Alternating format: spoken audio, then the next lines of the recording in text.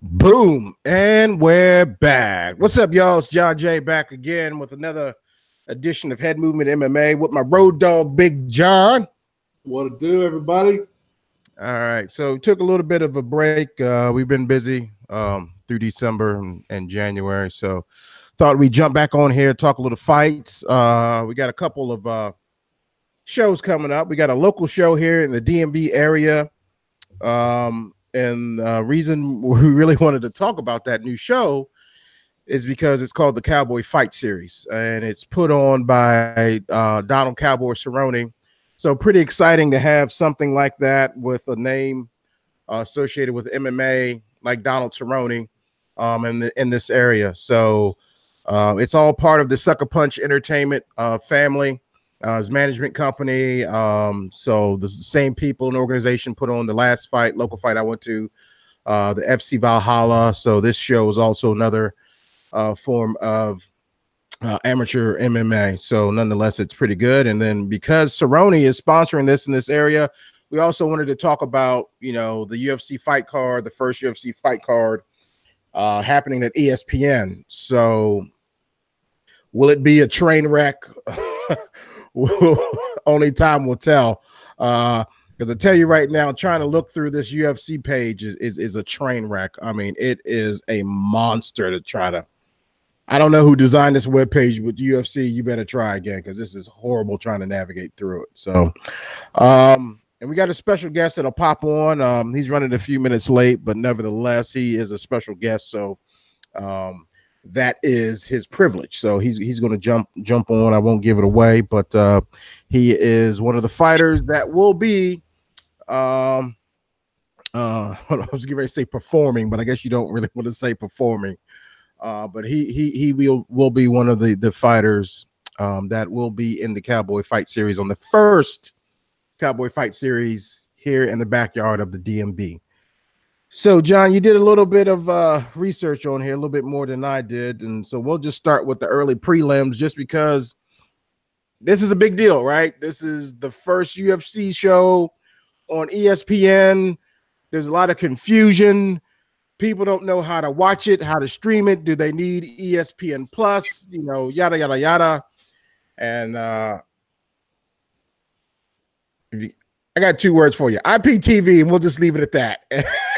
Yeah, find your poison. There's a lot of different ways to watch things these days. I'm not going to tell people to go, IPTV. That's all we're going to call it. There's plenty of ways to watch it. And I'm sure that the true fans out there that have their goals, they're going to figure out, exactly how to watch it. If we're going to start looking at the early prelims, the biggest early prelim is definitely Bermudez against Tay Edwards. I mean, that's going to be an awesome fight. The other two fights are Muhammad against Neal, and then you got Kyle Stewart against Chance Recontra. Now, it's interesting because Muhammad's beat both of them. That's Stewart's only loss. The early prelims actually should really be entertaining. If I had to go through and make picks, I think that Stewart beats Chance, and I also think that Muhammad beats Neal, and I'm definitely going to go with my man Edwards over Bermudez. Wow. I want to say I just saw Jeff Neal's fight. I don't know how long ago that was.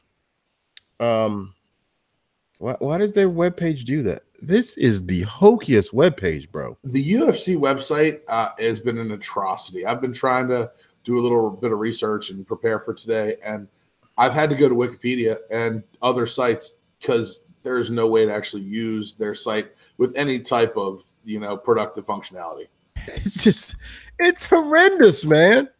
I mean, it keeps getting worse and worse, and then trying to log on a Fight Pass, it can be just as bad.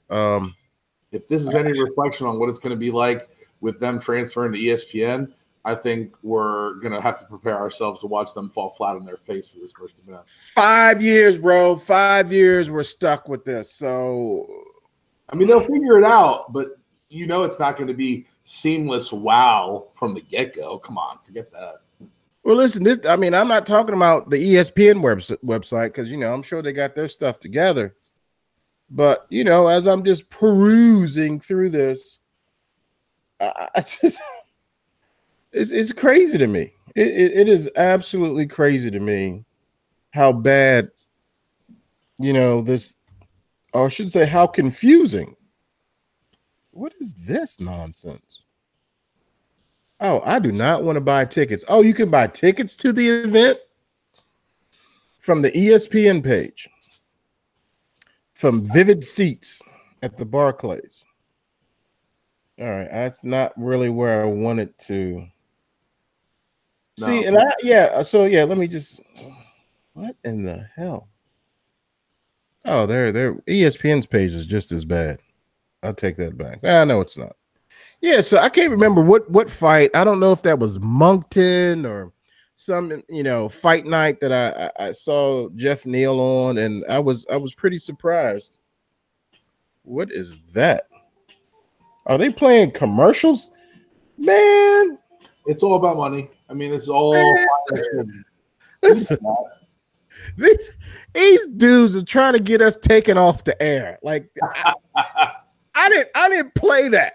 No. You got these old Geico commercial adware junk, running on the web page. I mean, that's just ridiculous. It's ridiculous. So here, tell me your thoughts when we look at the the early prelims. The big fight there is Dennis Bermudez against Tay Edwards. Bermudez is 16-9. Tay Edwards is 6-2. Edwards has such a huge reach advantage when you look at the size, and I think he delivers more juice per punch. What are your thoughts on that fight? Well, yeah, his reaches, It's staggering to look at. Yeah, I mean, we're talking 72 to 66. 7 inches. Yeah, and I mean, there's only a 2-inch height difference. Now, I can go off on a tangent on this, and I can talk about how the stance is and how they could possibly make their Bermudez can make his reach a little longer if he stands a certain way, if he throws a certain style, whatever. But I mean, Dennis Bermudez is a tough SOB, man. So I know this is a great fight, but just output wise, I mean, it's almost a 3-to-1 kind of ratio for the output between Bermudez and T. Edwards. So I know T. Edwards is or Tay. Is it Tay Edwards or T. Edwards? Tay Edwards. I think it's Tay. Yeah. I mean, I know he's a prospect. He's got less mileage on his chin. He's fighter. He's up. Yeah, I mean, I don't know how much longer Bermudez is going to be around. How old is he? He's 32. Bermudez is 32. I think this is definitely by far the best. Yeah, I mean, Bermudez has a lot of miles on him, man. I mean, that miles will come experience. But I mean, I want to say Bermudez, but I think this is at that point in time where you have the changing of the guard or the shift in power, right? You had a lot of the guys that, well, it's kind of like when I got big or I started becoming more interested in MMA. All the names that were supposed to be like, the shit are now just about all retired. Oh yeah, what's a Chuck Liddell and Uriah Faber? I mean, just a ton of them, right? BJ Penn. I mean, look at BJ Penn's performance the other weekend. Whatever, all those, Eve Edwards. Just trying to think. I mean, Keith Jardine, Rashad Evans. I mean, these guys, they had a span of a nice 7 to 10 year career. And now they're fading away, right? You had what's the guy? He just lost. Chad Mendez. Yeah. I mean, it's just how it is, man. You get old. I mean, all these new guys that are coming up, man. I mean, they're training MMA at 15, 10, 5 years old. So, their preparedness is more, or I don't even want to say better, but they're more prepared. I'll give you a good analogy here. Yeah. You compare it to the youth soccer leagues in Europe. Those kids are learning that soccer stuff when they're 4. And that's why when we go to the Olympics, USA doesn't really have a team because kids try to play football and basketball, baseball. But like you look at them honing in that craft earlier in life, we're starting to see it. This new generation is showing that they started earlier, and that's why they're getting better younger. Well, I think it's a better skill set altogether where soccer in Europe is more dominated, right? That's their number one sport. It's not like it's here where you can say that the bulk of our supreme athletes are either playing basketball or football. That's why our soccer programs suck. We know that. Yeah. Yeah. I mean, they're just on a different level. I mean, and they play a different style of soccer anyway. I mean, they're definitely more aggressive. I mean, and my son playing years of travel soccer, man, I'm just telling you, man, depending on who your coach is and like how competitive your local schools are will kind of dictate like how competitive your local travel team is. Right, but you're making my point too a little bit because we're talking about some of those old guys, right? The guys that are past their prime now. When they were kids, there was not even a talk. They could wrestle, and that was it. But now all of a sudden, you got kids that are taking striking lessons and taking boxing lessons at a much younger age, just like kids are getting into those developmental programs, just like, at younger ages. It's starting earlier, and I think that's why we're seeing college wrestlers coming out and being ready to fight so early past, their college careers because they've been doing that other training intermittently. Oh, yeah. I mean, that didn't used to happen back in the day. It didn't. Right. They like wrestled and they were done, right? So now these wrestlers, right, you're having, I want to say this year there's probably a second attempt at having a professional wrestling league, and I ain't talking about WWE. Where these guys, just like Olympic wrestling, right? Post Olympics, post collegiate. I want to say that's. Well, they just had. Well, let's see.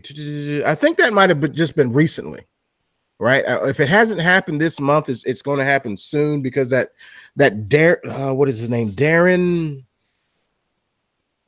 Not Darren Duran. He trains with DC and all those guys. Oh, he was talking about competing in it, but now with that you have an evolution of where these guys have this tremendous ground game and they know how to not be on their back, right? Because they're kind of taught not to have both shoulders on the mat, just only have one shoulder, which helps their ground game and helps them transition into BJJ. Now, granted, BJJ and wrestling are a lot different techniques, but you have that wrestling base, you got that strong neck. So I noticed a lot of these fighters don't have like a strong neck and really can't take punches.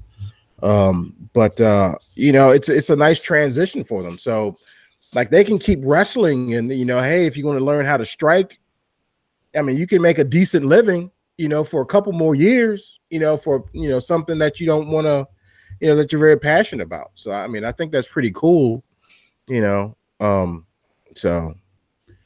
we can go on though.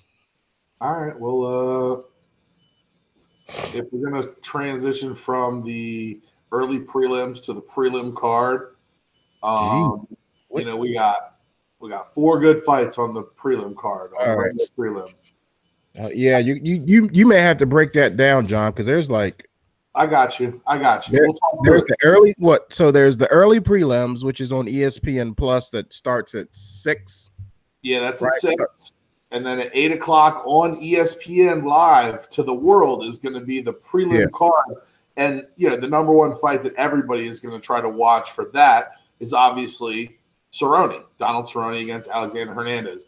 Hernandez is 10-1. Cerrone is the most seasoned vet we've got, 34-11. I got Cerrone in that fight. Now there's 3 other ones. We got Joanne Calderwood against Ariane Lipski, sorry. And then we got light heavyweight Alonzo Menfield, undefeated, going against Vinicius Moria, 9-1. And then Yeah, the probably. Brandon fight is Corey Sandhagen against Mario Batista. Mario is 6-0. Corey is 9-1. And looking at their repertoires, I'm taking Corey in that fight. Corey comes in at minus 550 against Mario, who's a plus 400.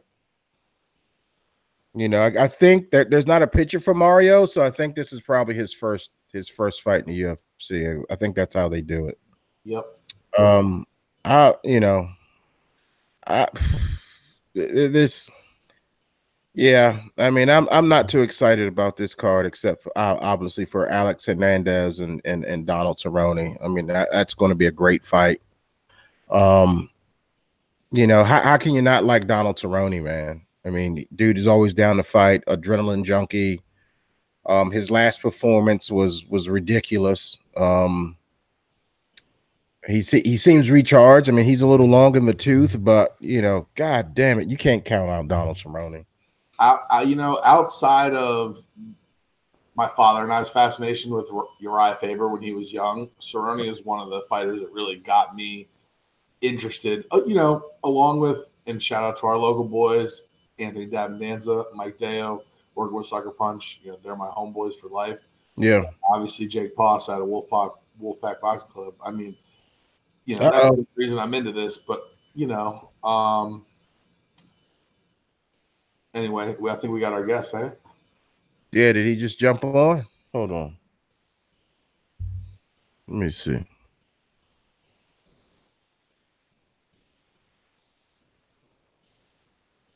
There he is. Oh, I'm walking in the house now. Word. We got the guest of honor. Gracias. Oh man, hello, family. Just getting in the crib after practice. That was a weird detour. Yeah. Road.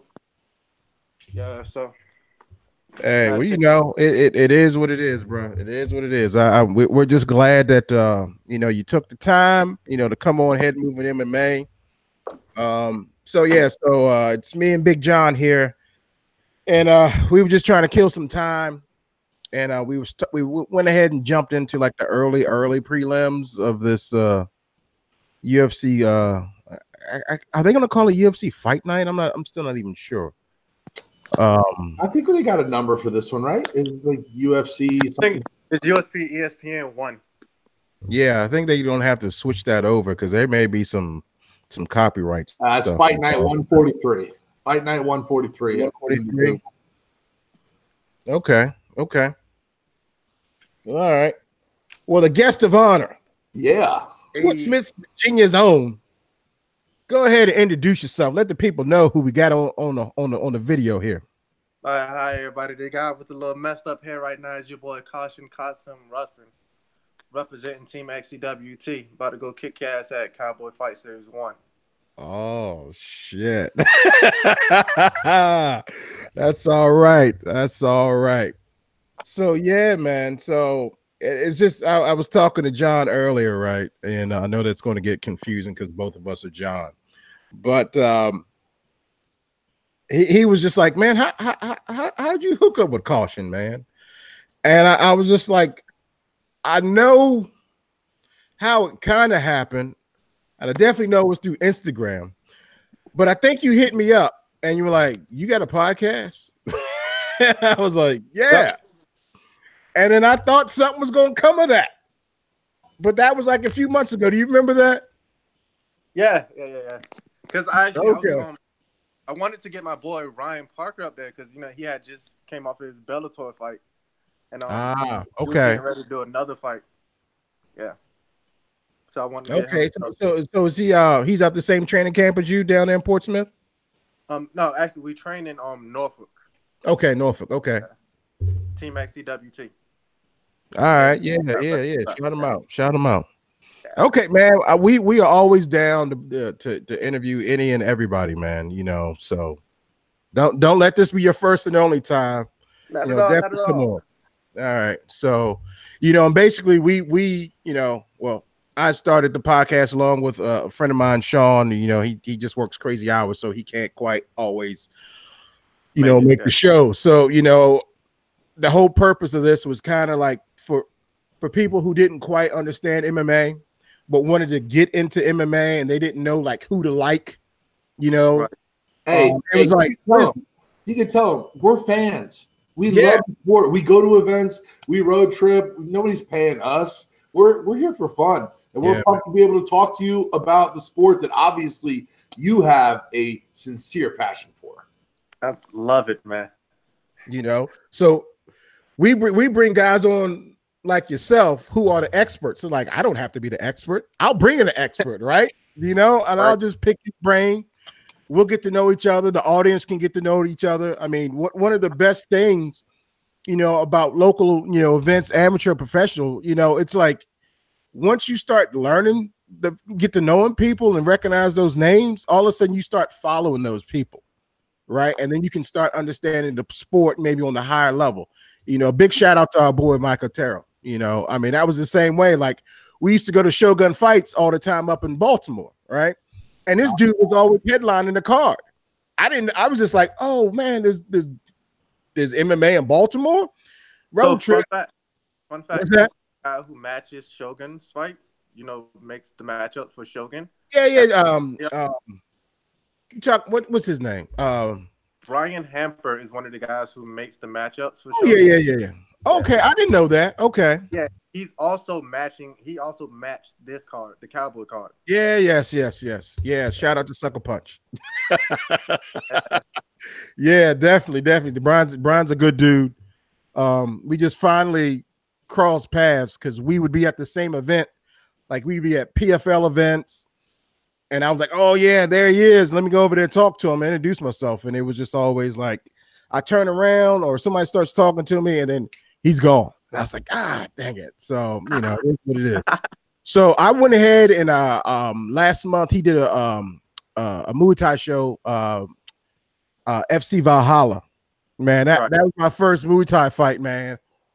Woo! And Big John, he's like, come on, man, come down here to Florida, come check out my boy down here, Wolfpack. And I'm like, I don't know, man. I don't know. And I was blown away. Yeah. Hey, if you ever want to do a camp down in Miami, I got a gym for you. My best friend runs one down there. He used to work for UFC gym headquarters out in LA, and now he's got his own shop down in Miami, Wolfpack Boxing Club. It's the truest grind you can have, and he's trained overseas Muay Thai fighter. He's a professional Muay Thai fighter. So we got connections for you if you're ever interested. I mean, absolutely. I can, as many people that want to beat up and beat some knowledge, I am down with it. Love it. I love it. Yeah, man. Miami. That's all right, man. That's all right. So yeah, man. So it's Kasim, right? Kasim. Okay, sorry, yeah. Kasim. Okay, fine. Everybody gets it wrong. Yeah, I mean, I'm sure everybody wants to say Kasim. Yes, everybody wants to say Kasim. Caution, Kasim Ruffin. Yes, sir. All right, I'm sure I'm gonna forget that. I'm sorry. So slap me. Can I ask a question? How did you get the nickname Caution? I want to hear how that came to be. Okay. Come on. First we stuck with the nickname Caution because it sounds cool, like Caution, Kasim Ruffin. You think like, oh, they call him Caution, so he must be some kind of badass, right? Mind game. The nickname comes from the fact that when I was learning how to wrestle, every time you make a mistake in wrestling, they stop you and go, caution. Yes. Like I would constantly have my foot over the line and stuff. And my coach would always caution. And then my teammates just started, you know what? That's what we're calling it. The name is Caution. Oh, man. That's funny. And so, like, as an homage to my teammates and my old wrestling coach, I go by Caution because they're the ones who really got me started. Okay. Well, yeah. Let's get in that. Like let's talk about you, right? Yes, so, I read your bio, and I saw a couple things on here. So I guess you like you were talking about. You started wrestling. So what age were you when you started wrestling, and then you got into MMA a little late, right? I mean, you're still new to the game right now, right? So talk a little bit about that. So in all honesty, I don't even like to consider myself a wrestler because I don't think I put in enough work with pure wrestling to consider myself a wrestler. I'm very high on respect for, different arts and everything. Like, I wouldn't go into a fight and say, oh yeah, since I've been training BJJ for like a year, that I'm a Brazilian Jiu-Jitsu artist, or I've trained Muay Thai a little bit, I'm a Muay Thai fighter. So I actually only got to wrestle my last 2 years in high school. Now, I did really good. I got the most pins in the season for my team and everything. I actually Norfolk, shout out to the Greyhounds. But I don't feel myself that I put in enough time into wrestling to be considered a wrestler. So right after high school, I had an offer. Shockingly, I had an offer to Penn State. Really? Yeah, I was good at academically too. It wasn't like they were gonna pick me up because he's this amazing wrestler. It's like, he's pretty good. We want to see him down at a lower weight class because I was competing up because we had a freshman who couldn't, go any lower. So I was competing up. I've always been undersized. Even when I fight, most of my fights were at 145, and I'm the tiniest 45 you'll ever meet. Mm-hmm. So Penn State was like, we want to see him go down and compete a couple of matches, and they just wanted my test scores to be good, which they always were. But all honesty, I don't tell anybody else, like not to do school. But I'm not a school person, not because like academics were hard. It just wasn't my thing. So I took some time to decide what I was gonna do, and I kept training. Like, I would bounce around from gym to gym because money was never, my big thing. So I couldn't join the gym. So one of my old wrestling, a person that knew a teammate of mine, he's like, hey, I know a coach who's making a fight team, and he might look out for you. So he introduced me to Xavier Bell. Fun story. I walk into his gym, he invites me to the gym. He goes, okay, hey, put on some gloves, get in the ring and fight.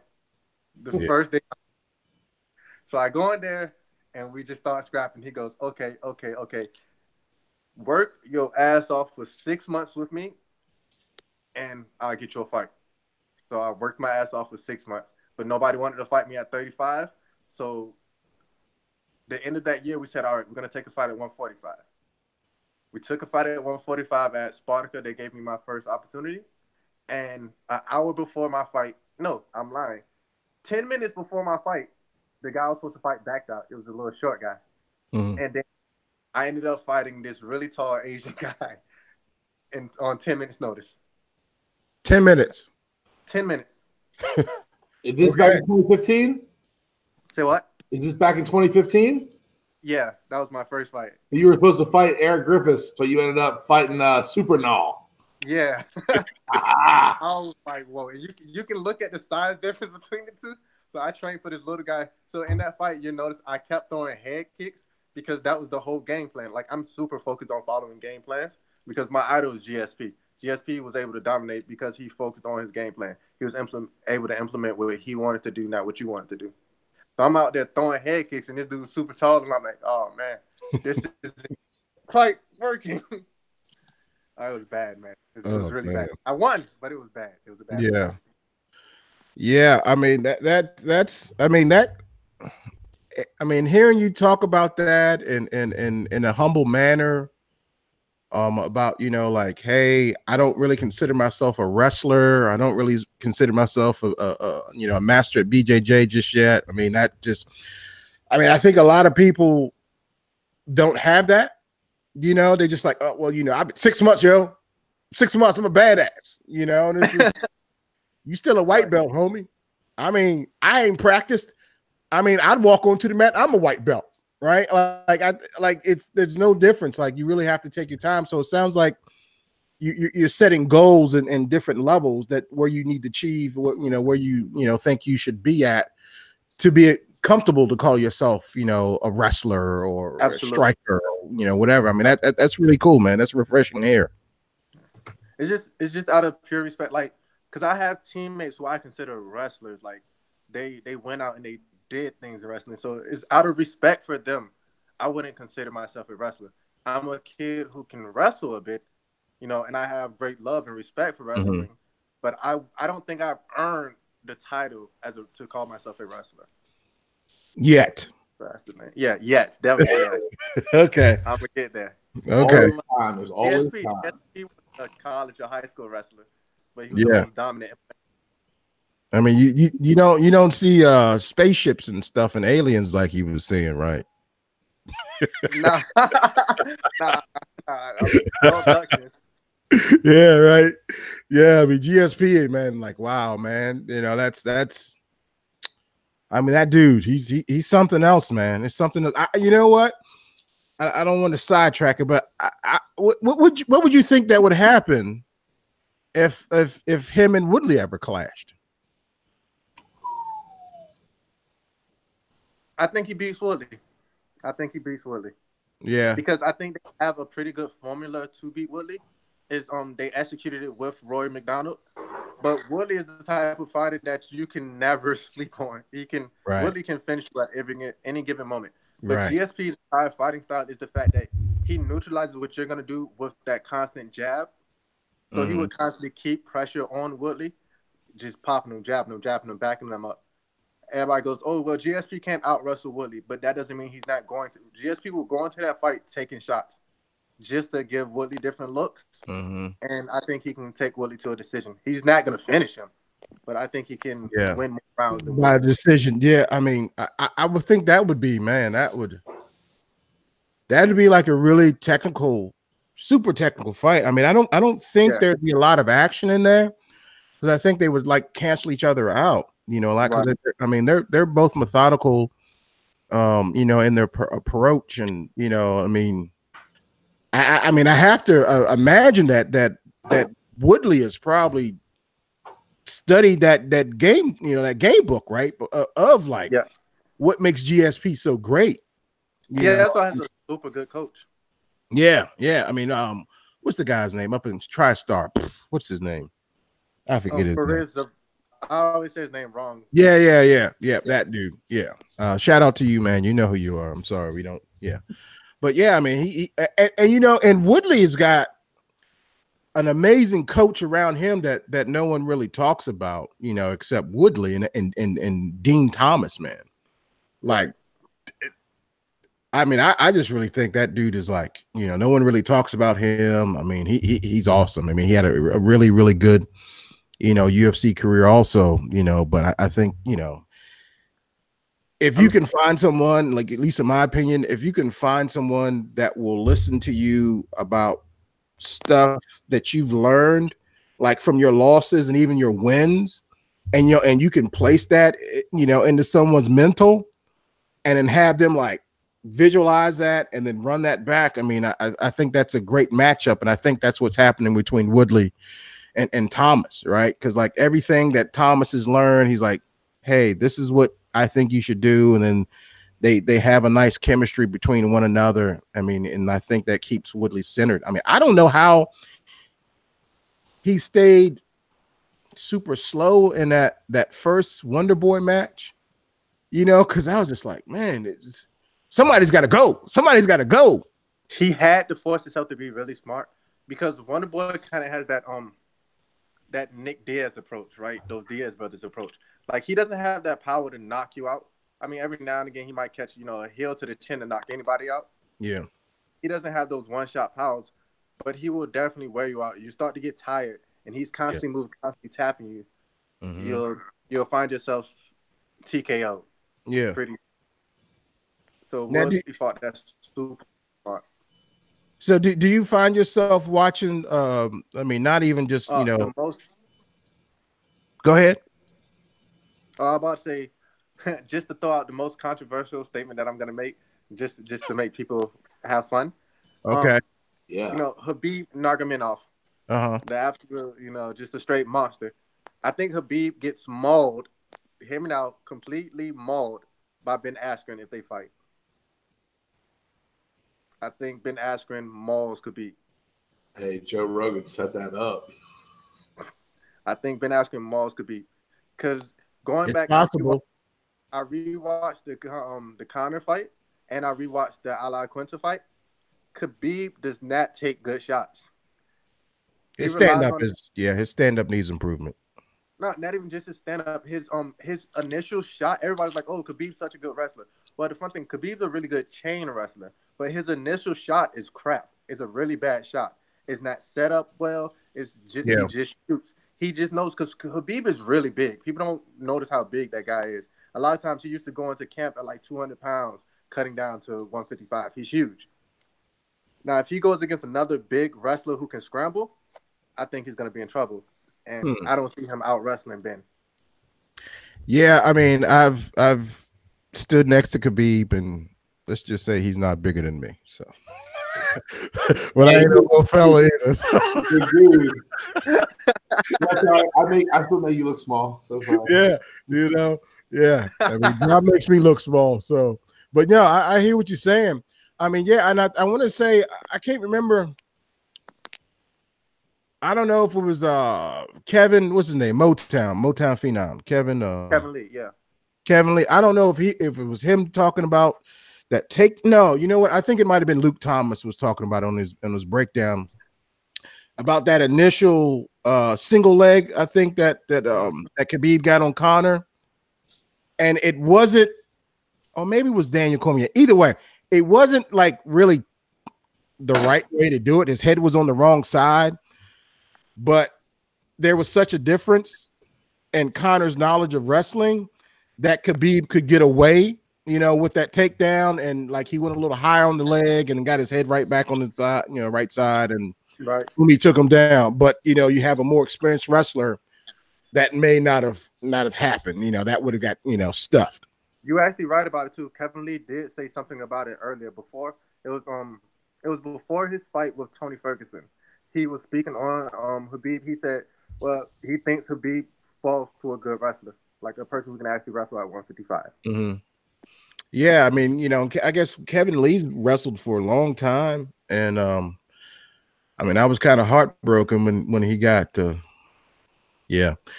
Next, all right, let me throw a couple questions if you don't mind. So.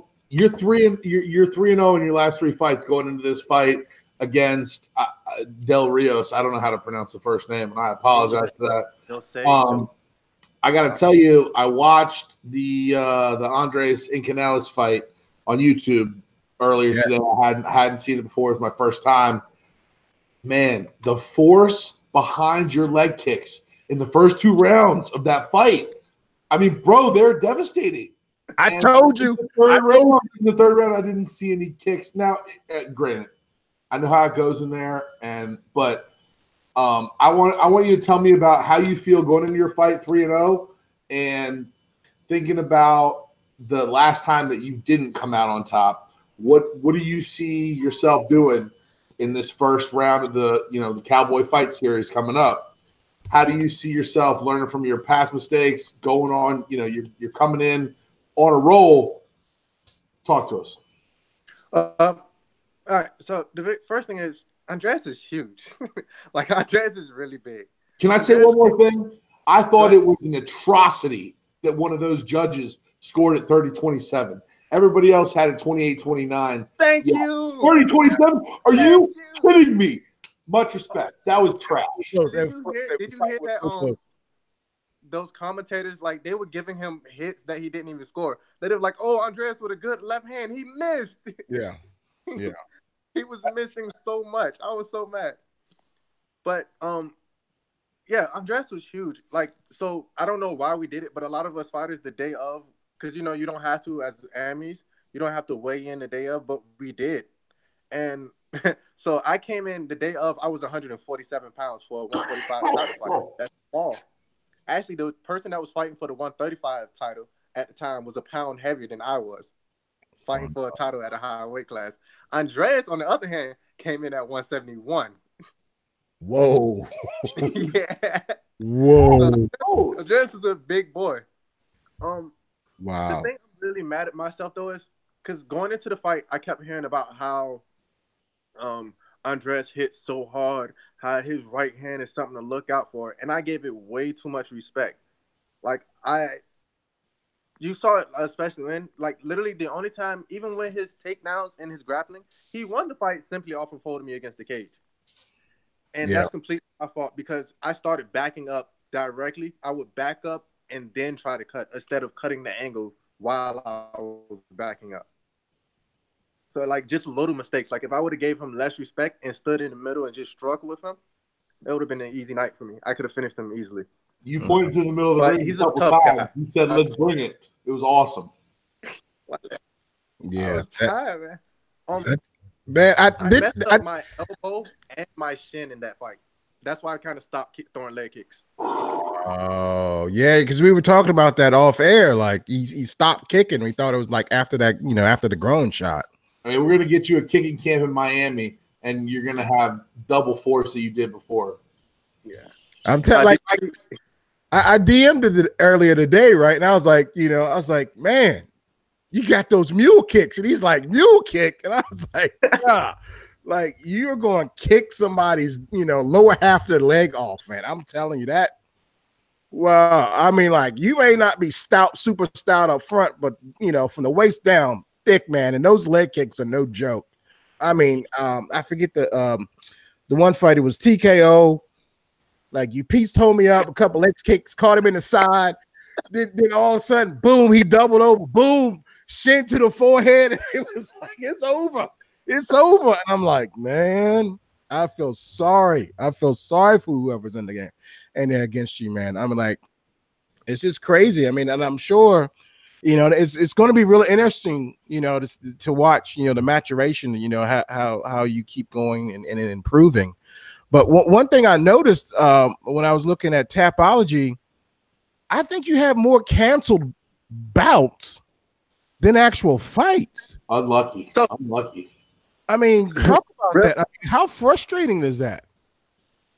Very frustrating. What's frustrating about it is the fact that a lot of them don't. And I have a lot more bouts that got canceled than what's shown on Tapology. The thing that frustrates, like the person that runs Tapology is really cool. Love him to death. But the thing that frustrates me is how people reported to Tapology, like what happened. Like, okay, they have the Devon Smith fight. They said it was I withdrew, which no, I didn't withdraw. What happened was, all right, they scheduled me for a 155 fight, right? I've already told you I'm small for 145. Mm-hmm. So my coach was like, hey, we'll take this fight. We're still going to kill this kid anyway. Like, I would have walked through this kid. He ends up getting beat up by the pastor of disaster later on. So I was like, all right, cool. We're going to eat, though, because we don't want him just lay on you like everybody else does. That's why people take the fight. They watch a couple of videos and go, okay, we're going to hold this guy and we're just going to lay on him and, win the fight like that. So we're eating, we're making sure I'm big. So I'm walking around at like 163, not necessarily solid, but it was cool. Like I had, after the 63, I was going to take 2 days and cut that to, the 56 and I was going to be good. That Tuesday, matter of fact, that Tuesday going into that Wednesday, they said, hey, you're fighting for the 145 title against Marshall Garrett Cerrone, a guy I already beat, but he talks a lot of shit. So I was like, shit, I'm 163 right now on 2 days' notice when I wasn't prepping my body to cut. I said, hey, look, I don't think I can make the weight, but I will try. I end up cutting way too much weight at one given time. I get home, I drink a little bit. I'm thinking I'm going to be good. I sit on the toilet because like I'm overheating and I feel like maybe I just got to poop. I poop. And then next thing I know, I fall in the tub and I am out. I'm like, yo, I have to knock on the wall, get somebody to run some cold water over me. My sister had to come. She's a registered nurse. So then now she's getting fluids all in there and everything. So she wants to take me to the hospital, but I know if I go to the hospital, I'm not going to be able to fight.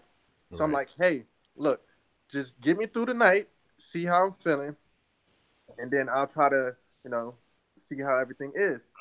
I tell the promoter, and I'm like, hey, yo, we just had the worst cut. I told it, we might not be able to do this. And he's like, hey, just see in the morning how you feel, and we'll keep it going or whatever. All right, so I try to ride the bike a little bit to cut a little bit more weight, and then I have to stop the bike, and I go back and I'm puking like my body's rejecting everything. I'm drinking, it's rejecting. Like my body just to the point of like, no. So then I tell him, I'm like, yo, I'm not going to be able to fight. Because like if I try to cut any more weight or do anything like that, I'm going to have to go to the hospital. And like, honestly, my mother and my sister just don't want me to fight now, period. They want me to heal up now. So he's like, especially being an amateur, she's like, she doesn't understand the point of me going through all that and still trying to fight while I'm an amateur. So I was like, all right, I'm me hard-headed wanting to fight. I'm like, no, fuck that. I'll fight. Let's do this. Yeah. But then, so I take their advice. My coach is like, no, we're not doing this. Because I had a similar, one of my losses is from a similar thing like this before. Where What? way too much. It was the Quentin Floyd, not Quentin Floyd, but the Quentin Gray fight. Like Yeah. that was a really bad. I was bad, and my coach told me not to fight. But I saw Gray, and Gray had just cut a lot of weight, so I was like, I don't think it's right for me not to fight, and he just had to cut all that weight too. And I was like, plus I'm an amateur, so I might as well fight.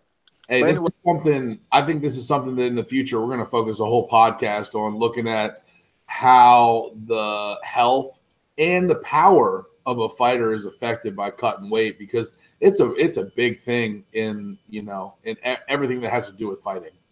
absolutely. It was just really rushed because it was on Tuesday's notice, and so Tapology, and I told the promoter, and I told Shermer also because I felt he deserved to know. And then next thing I know, everybody's they're coming at me. Oh, you pull out all this, you just talking trash. I'm like, for real, bro, I passed out. No, I mean, you go back and forth between 135 and 145.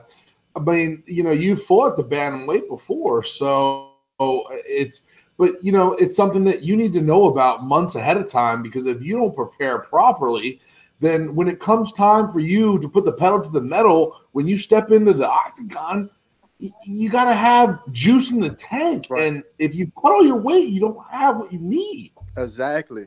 So, like, honestly, I kind of feel like that's one of the reasons why they wanted to fight. They knew it was going to be on shortness, so they wanted me to cut a bunch of weight. Like, they wanted an excuse.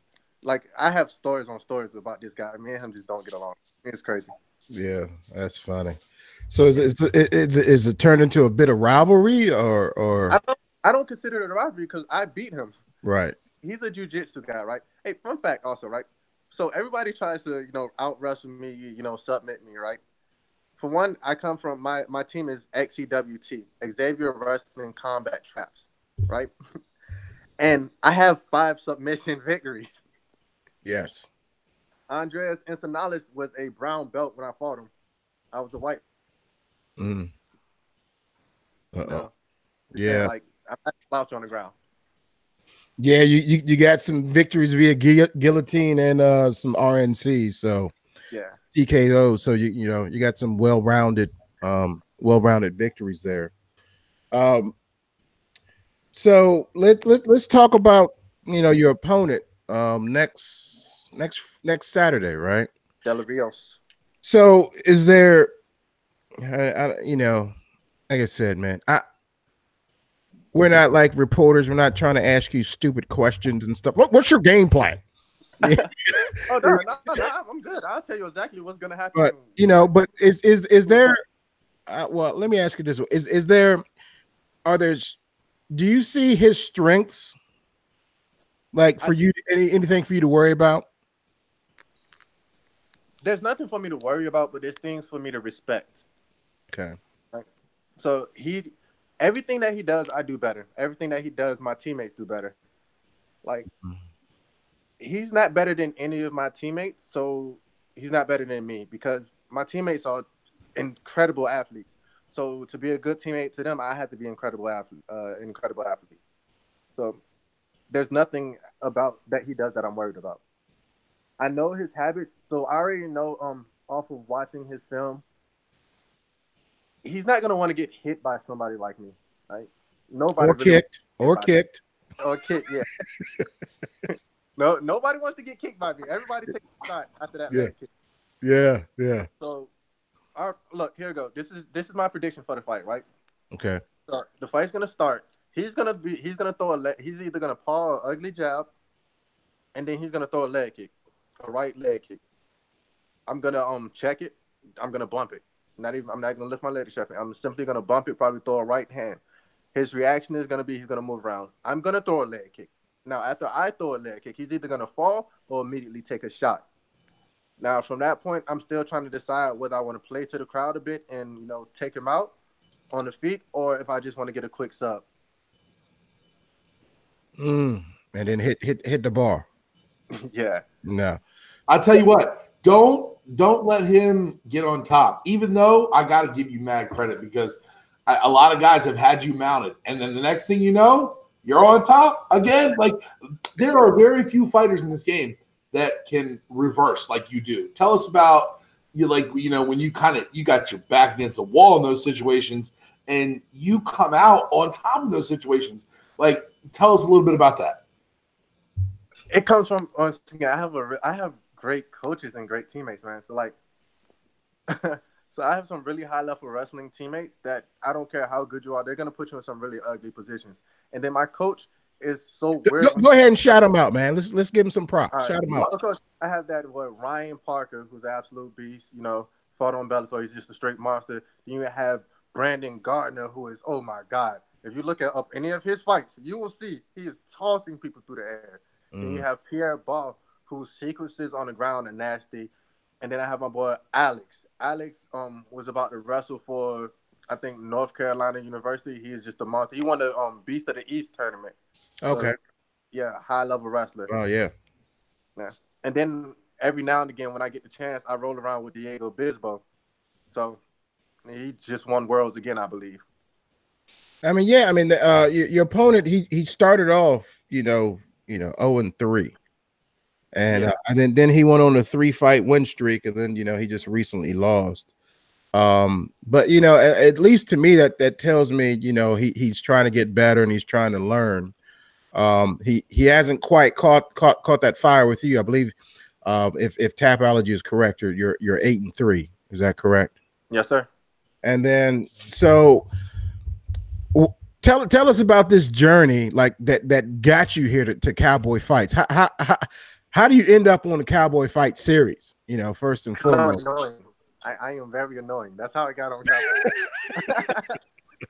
So once I saw that they were gonna even do a show, period, I was like, "Hey, do it in Virginia. Hey, do it in Virginia." And then they opened up a pool, and they were like, "Okay, where do you want us to do it?" Virginia wasn't even on the list, and I started tagging people and saying, "Hey, say Virginia, say Virginia, say Virginia." I tagged probably almost 100 people. And so people kept tagging other people, and so out of nowhere, Virginia went from that being on the list to being the place where it was gonna be held. So then after that, I kept messaging them. It was like, "Hey, put me on the card. Put me on the card." I'm the most talkative. I have 100% finish rate. I a show. Every time I've been on a show, it's been a great turnout because people love me. If you heard my walkout song, you get live. I'm the only person in this world who comes out to the Pokemon theme song. Yes, and I'm going to ask you about that too here in a few minutes also. But yeah, that's awesome, man. Thank you for doing that, first of all. Because a lot of the fights that I go to, I mean, we're traveling. I mean, Baltimore's not that far from me. But me and Big John, we weren't too far from you. We were down at that LFA, what was it, 47, when they were at the what Army base was that, John? Yeah, Fort Eustis. We were out in the airplane hangar in the middle of the summer, sweating it out. Sweating, hot as balls down there. And then we just made the trip and we covered the PFL event in Madison Square Garden. So having something like this, and the PFL is based right out here, DC, and I'm only about 20 minutes from DC. John's probably 30, and and then now all of a sudden we got something in Annandale, and just like, wow, this is starting to come together. And I mean, I know there's a lot of talent, in the DMV, as they call it up here, and down there, the Vibe Beach area. I guess it's still considered the Vibe Beach area. Tidewater, all that good stuff. But there's a lot of talent like that people don't know. You just had Ryan Hall, a few weeks ago, put it on BJ Penn, and that cat, Falls Church, Virginia, Northern Virginia. I mean, like the BJJ game, on the East Coast is serious, man. It's serious. There's a lot of guys, the New York and the Gracie family and all that, I think the thing that makes people forget how great the BJJ community is on this side is the fact that most of the big tournaments take place on the West Coast. True. But it's crazy because even though most of the tournaments are taking place on the West Coast, it's East Coast people winning. Mm-hmm. True. I mean, I'm not big into. I don't follow that BJJ. Lack of hitting. Right. And I don't know if I like seeing people get slapped. You know, like, that's about like one of the, that's like, with the Diaz brothers hit you with the Stockton slap, right? I mean, that's just gonna piss you off. Like, no, punch me, man. Don't slap me. Don't slap me, man. So whatever. I ain't slap box since I was, a teenager, but nonetheless, I mean, and I guess that's super competitive also. And a lot of these BJ guys are making a good living, at the higher level. But yeah, let's go back to your walkout song. So I read that you big Pokemon fan. Absolutely. And I'm just an all around nerd. Static Shock. Yeah, one of the worst cartoons ever.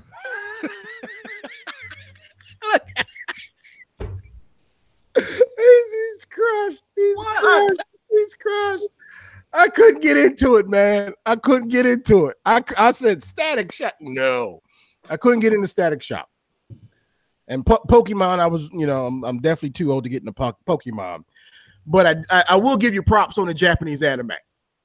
Okay, so the whole Pokemon thing, right? When I was little, there was the main things I was interested in was old karate movies.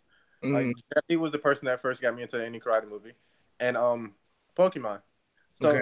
I was interested in old karate movies because it was just amazing. Because I've always been small, so I would see these little guys and they would do all this cool, awesome stuff, and I was like, I want to like that. And then I would go and watch Pokemon, and the first thing that you hear when the Pokemon comes on after the little intro beat, you hear, "I want to be the very best that no one ever was." And that's a great quote, man. You know what? That's it.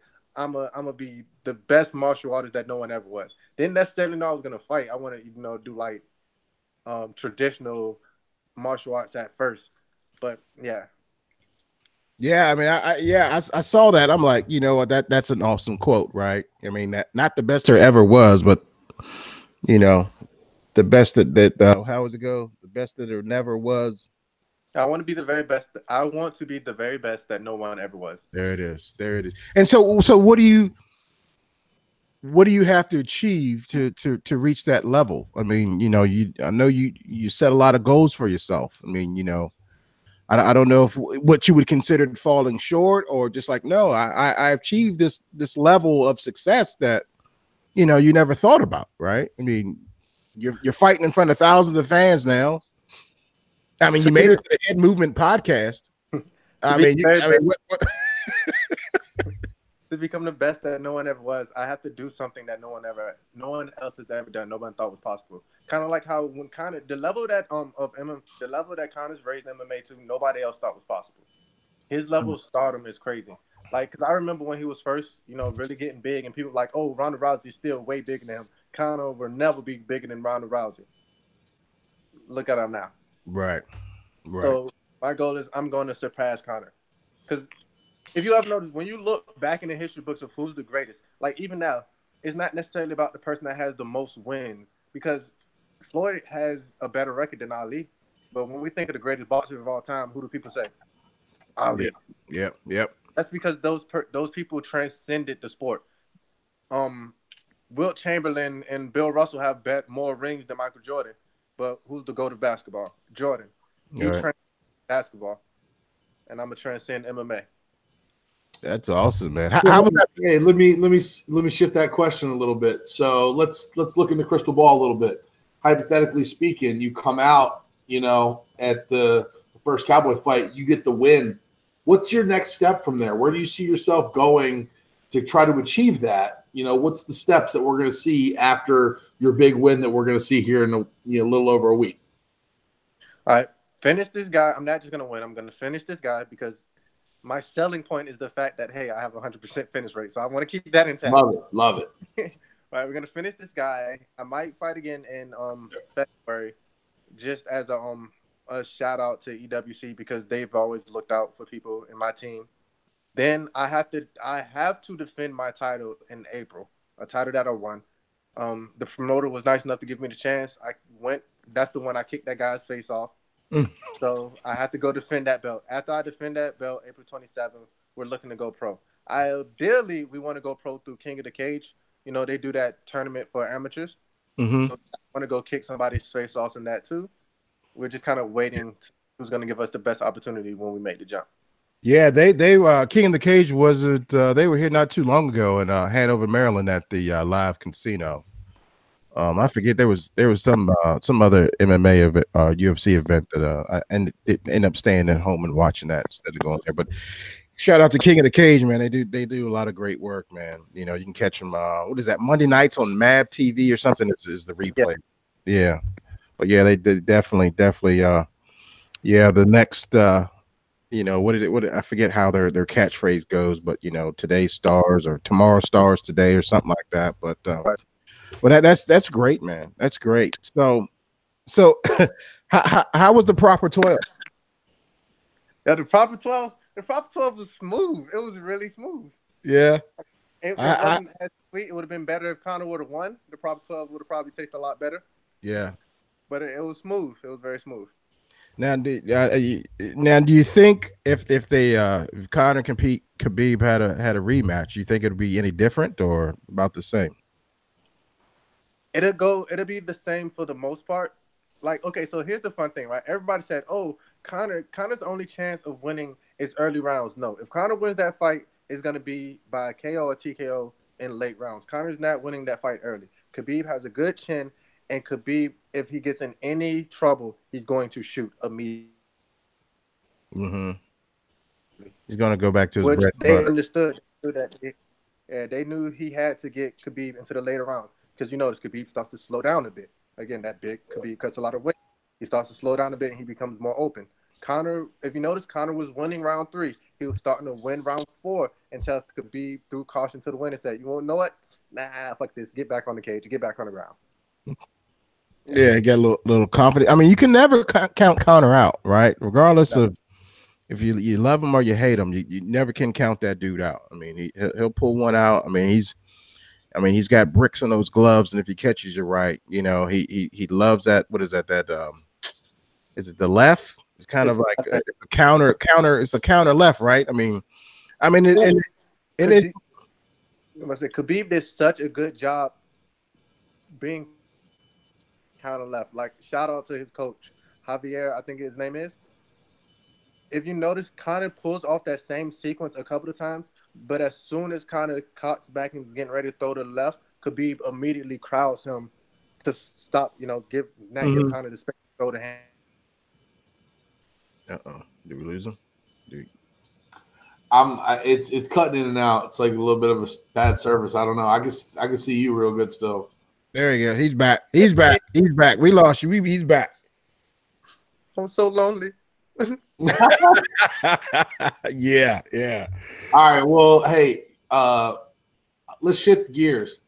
I want to know your opinion. Is Dillashaw going to win this weekend or what? Oh man! All right, so this is come on. This is so what you got? Because Dillashaw has all the tools to beat Cejudo. Cejudo can be tentative. It depends on also what Cejudo shows up. Because if Cejudo fights Dillashaw like he fights Mighty Mouse, where he's super tentative because he knows how good Mighty Mouse and Dillashaw is, he can lose. But TJ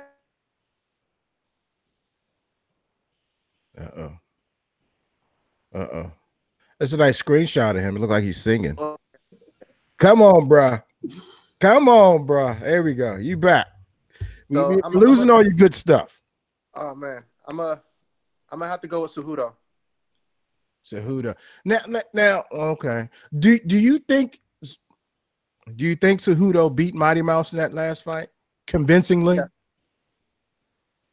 The word convincingly makes it so hard. I definitely think he won enough rounds to win. It was a super close fight, so I wouldn't have been. But I definitely do think Cejudo it was definitely a split decision, right? It was a split decision. It wasn't unanimous. He might actually won unanimously. Yeah, it's unanimous. I think it was a split decision. I think it was 4 rounds. This was more impressive, I think. It was 4 rounds to 1. I mean, the reason I asked that is because Mighty Mouse blew out his knee. Yeah.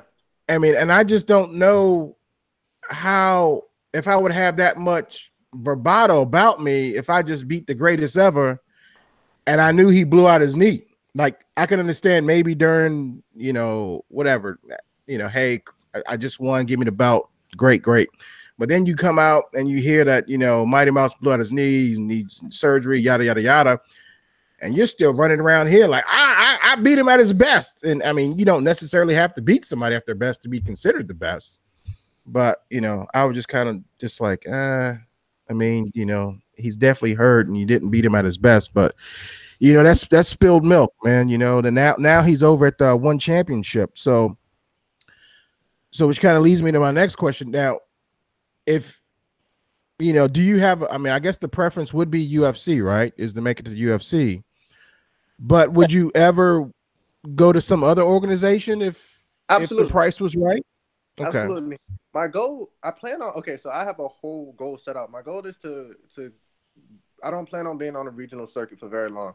Like, I don't want to be one of these guys who's fought regional and they end up being like 12-3 or 12-1. There was one kid who was he was over there in Brazil. He was 30-0. Mm-hmm. And they weren't in the UFC. Like, I'm perfectly fine with going somewhere else. Because what people forget, they get so caught up in the martial art aspect of it, which I love, which is the whole reason why I want to do it. But I also understand that that's only part of the game. You also have to be able to sell yourself. Like, now, I don't mean that you have to go out there and talking shit like Conor. Like, Conor can talk shit and it works because that's just who he is. Like, Conor's that kind of guy that if you're in the gym while you're practicing, he'll be talking shit to you the whole time. And now, then once practice is over, he'll say, hey, like, if you raise your glove a little bit here, like, he'll give you pointers. He's just that, we've all had that one friend who just talks shit. Mm-hmm. Like, he is. That's why it works when he talks shit. Like, after he beat Dustin Poirier, they were watching the video when he was doing an interview, and the lady was talking about how he was like, walk me through this moment. He was like, honestly, could you just turn this off? I don't even like to watch these for real because we are both out there. We both worked extremely hard for this moment, and now that that's all over, I don't want to go back and trash him. Like, super respectful person. He's just a talker. But then you have people like Kofi Covington who try so hard at it works, but then it falls back because you can tell it's not genuine. Yeah. I mean, definitely it's forced with Kobe, and you're right. Conor is always gracious in defeat and gracious in victory, those post fights and all that. And oh my God, what is wrong with that dude? I got MMA on in the background. Sorry. It's one of your boys down there in Virginia Beach, man. The former, was he Navy guy? I forget what his name is. Mitch Aguilar? Yeah, that's him out in them damn Speedos, man, bro.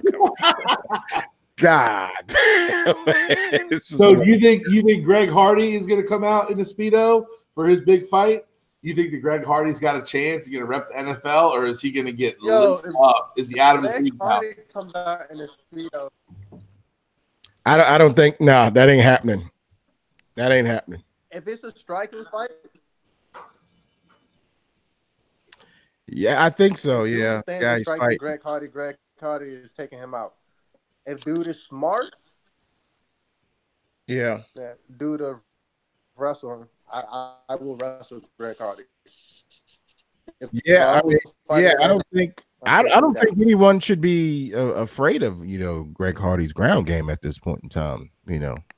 Like I'm that box. Let's see. Well, let's get into let's see what it is. Who knows? He might be great, but until we find out, I'm gonna say. Exactly. You got to prove yourself. Got to prove yourself, definitely. Well, you want to jump in a couple of these Fight of the Night picks since we kind of been jumping in and getting your predictions on them? Absolutely. We were talking earlier about this one card, Dennis Bermudez versus T. Edwards. And Dennis has been around for a while, and he's got a lot of miles on him. But you got this T. Edwards guy that's just young and he's brash. He's got the good looks. He's knocking cats out, and I love how you say good looks. You got the good looks, because it's gonna sell. You got that. What's that Borachina dude? You know, he's got the reach. He's got the reach. He's got shirt, and you know, I mean, it's just crazy. That's, you know, I mean, that's what's selling for UFC now, right? They want the dudes that's tatted up, got the tight fade, their hair swooped over. You know, they want the chicks that go out there and swoon over them. And you know, I don't care if he can't fight, but you know, he looks good and he talks good, and send him out there. Go get him. You know, next. I mean, you know, they're just running them through. 6 inches, 6 inches of reach. Yeah. 6 inches. It's a lot. So the UFC definitely wants T. Edwards to succeed. Like you said, he looks good. He's an exciting fighter. He can talk the talk. You know, he's not boring. He doesn't force anything. He's his own person, and he has personality. Yeah. So they definitely want him to succeed. And you can tell because of this matchup, right? Dennis Bermudez is a name. He's not just a run-of-the-mill fighter. He's a name. Right. But Dennis Bermudez is also a 145er. He is not a 155er. Right. True. He's up to fight this. Now, Dennis can win, but everything about this fight plays into T. Edwards' part. They definitely want T. Edwards to win this fight because they want this fight to basically erase his last performance. Mm-hmm. Yep. So I'm a Dennis Bermudez fan. But I swear every time I've rooted for him, he's let me down. Like I was dying hard for him when he was fighting Stephen Thompson. Oh my God, it was such a great fight, and then he lost.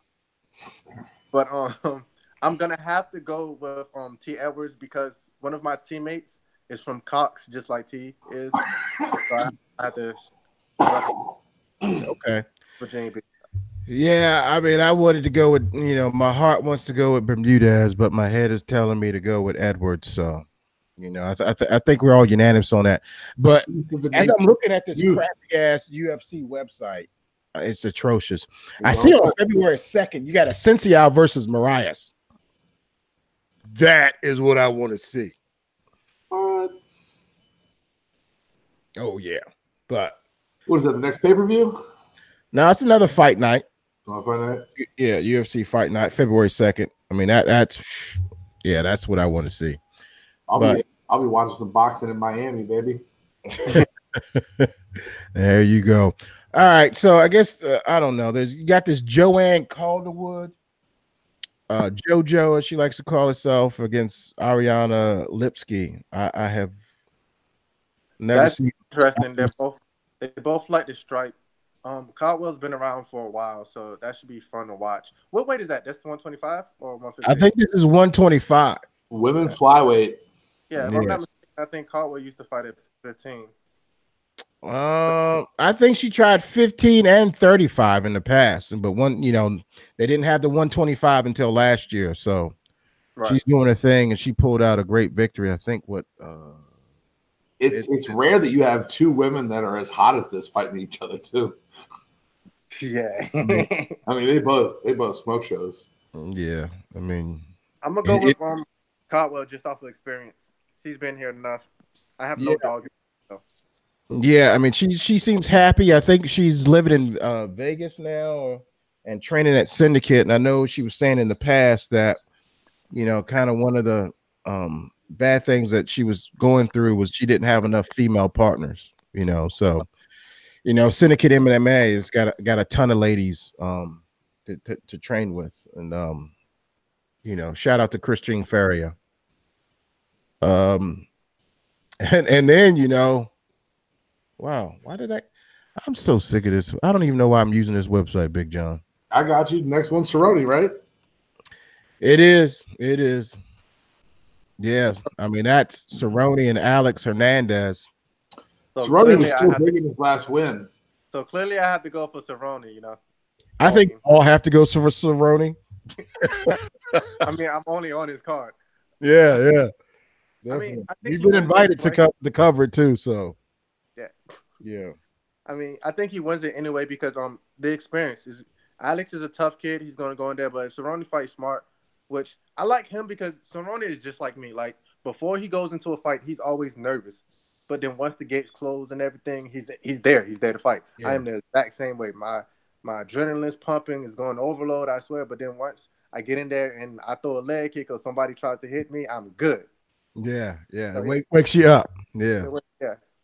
So now going back to that, I hate keep going back to the leg kicks, but Do you use your leg kicks to more so as your jab, or what? When you're going in there, I mean, because you're left, right. I mean, you're throwing them like you're throwing them jabs, and you're getting your guy off guard, and then all of a sudden, he's like, "Oh, I'm watching out for these leg kicks," and then all of a sudden, boop boop, you hit him with a 2-piece. I mean, and then it's just totally off guard. It's mainly because nobody throws them, especially here. Nobody throws leg kicks on the amateur circuit. Nobody throws leg kicks, so it's a weapon that's underused. So if nobody's really throwing them, that means that nobody's really training to block them. Mm-hmm. I mean, it's impressive. Your power knocks them down. I mean, your power knocks them down. How many knockdowns do you have just off of jab style leg kicks? Like he was saying, it's not normal. It's awesome. Yeah. So you've noticed a lot of them aren't even like extremely hard setup leg kicks. I'm just throwing them out there.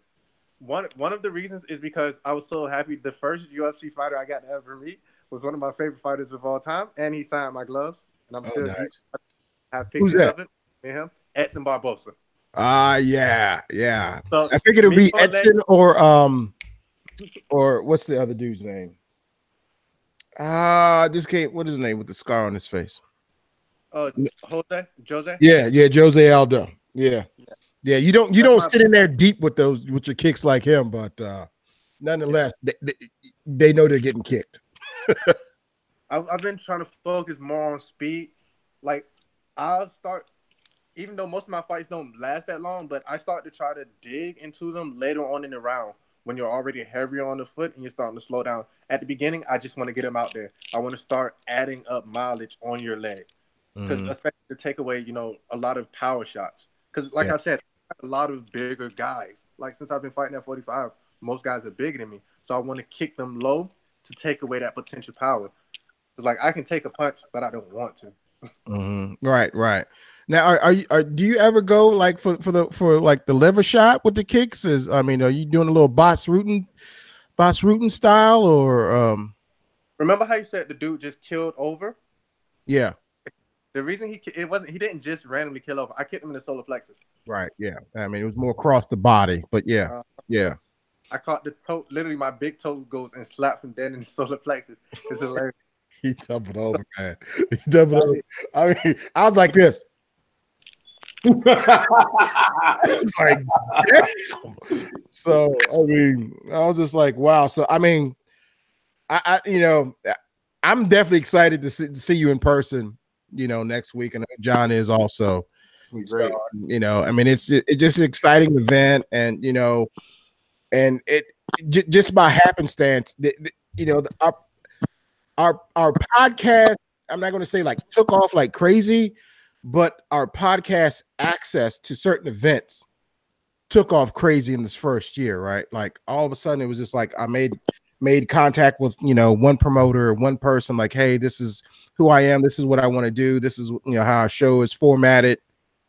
Would it be possible to come in and cover and try to help get people in there and start it Facebook page, Instagram page, and all that, and then it was just crazy.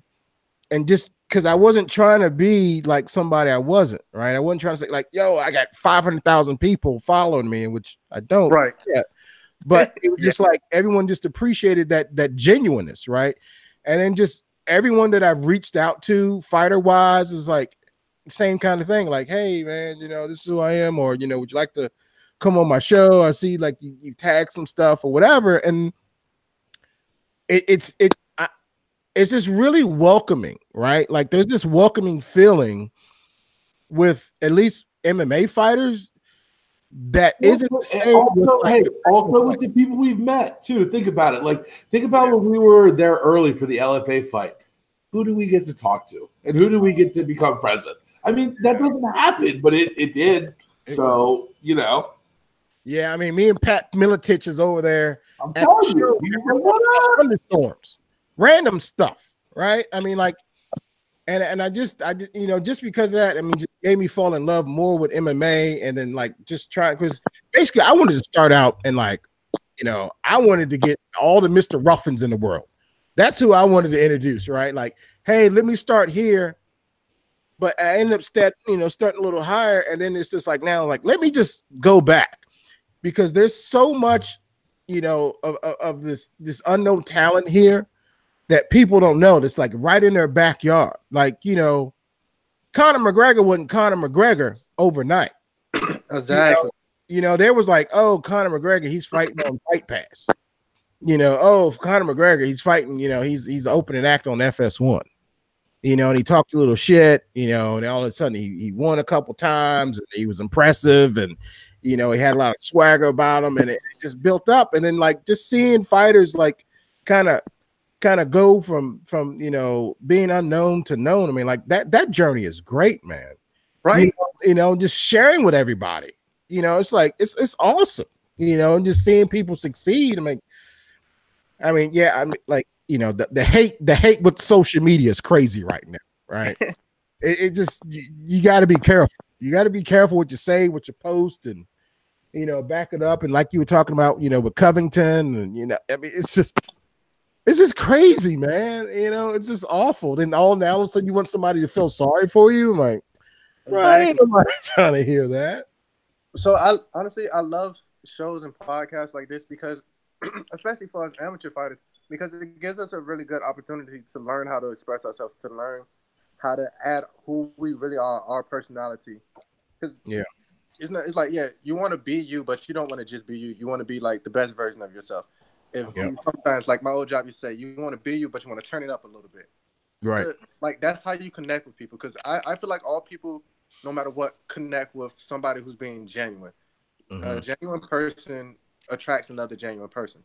Right. So like, I'm not gonna say like, yeah, I joke around every now and again. I might say, yeah, I knock this person out. But it's like, yo, I respect you I will always remind you that I respect him to the fullest. Like, no matter what, this is the fight game. I don't care how good you are. You can get caught. I still think Cyborg is the best women's MMA fighter. Yes. I do. Yes. Now, I will probably give Amanda the GOAT thing just because she's able to do something that Cyborg never could. Since Cyborg couldn't make 35, she wasn't able to go down, you know, and fight for the double champs. But I believe Cyborg wins that fight 9 times out of 10. But she got caught. She didn't fight smart. She let her ego and the fact that she hasn't lost in like 12 years take over. Gegard Mousasi, when he fought Uriah Hall, Gegard is the much more seasoned fighter. He's the better fighter all around. But he got caught with that freak. Yeah. Yeah. I mean, and Gegard's a big boy, you know. You know, Gegard's definitely, I mean, he's huge for the division. I mean, you know, kind of same thing, you know. Well, not same thing, but I remember because, you know, Sean, who's not here, he was big into UFC, right? And I was like, I'm not paying $50. That's right. This is when fights were, you know, $50, right? Pay-per-view. Right. And I was like, I'm not paying $50 to see this. And then, you know, at the time you had Strike Force, you had, you know, whatever, Elite XC. Like, hell, I got Showtime. I watch this. This is included in Showtime, right? So, and then I would, you know, that's when, you know, right before, you know, the UFC, you know, bought them out. And I was just like, and I would tell him, I'm like, dude, these cats over here at Strike Force are no joke. And I'm like, and he's like, man, the best are in the UFC, like the best are in UFC. And I'm like, dude, Strike Force is no joke. You know, you had Cormier, you had Jacare, you had what's the Cuban dude? Yoel Romero. I mean, you had Luke Rockhold before Luke Rockhold was a dick, right? And like, I don't even understand. Becoming progressively more of a dick. I feel like it's this fault. I don't get it. Like, it's not doing anything for him, right? You know, I mean, better when he's the skater boy, just the chill guy. Yeah, I mean, no, dude. Like, I was able to connect with him. Right now, I'm just like, dude, you've been knocked out viciously 2 of your last 3 fights, you know, and they've gotten progressively worse, you know, by Yoel Romero, however old Yoel is, right? I mean, that dude. He lost to Whitaker twice. That was so. I mean, I thought he was going to get him the first time, and then when he didn't, and it was over. Yeah, I mean, you know, age doesn't affect Yoel Romero. He's not human, so you don't even have to bring to the fact. He's just yoked, man. He's just a freak of nature. I mean, that's just crazy. But yeah, man. I mean, so I mean, with you being so grounded right now, like as you I'm sure you've thought about this a million times, right? In practice, your downtime, going to right before you go to bed. How will you be able, during your climb to success, like more you achieve, the more people that want to surround you, like how are you able to stay focused? Have you thought about like how do you keep yourself grounded? I mean, you never know. At one point in time, you might be worth millions of dollars, right? And you might be getting pulled 50,000 ways to keep, those millions of dollars. No, Mike, it's gonna happen. We're gonna speak that into existence. Okay. I wanted to be objective, but I've said speak that into existence. Yeah. Whoa. What is this? Do we just have a fourth guest? Come on. What? Hold on, man. Wait, Who's a panda? Panda. Oh, is there a panda? what? I love this dude, man. I love this dude. So this is Casey. Casey is probably older than me. Casey survived bad. Uh-oh. Yeah. We're losing him. My grandma gave him 5 fights. He helps me because I naturally suffer from really bad, really good medication. Back. Can you hear me? Hold on. Let it catch up. It's getting quick. Yeah. I don't know. This sounded like a good story we're about to miss here. I thought somebody else joined. All right, you back? All right, I'm back. Okay, there you go. Go. So what's this story? It sounded like it was going to be a good one. Yeah, Casey is not necessarily a good luck charm, but my grandma gave him to me a long time ago when I was little, and she had him for a few years because I used to have really bad nightmares. So sleeping with him used to help calm me down. He survived bath times, pool trips, outside play, washing machines multiple times. Oh my god, soldier.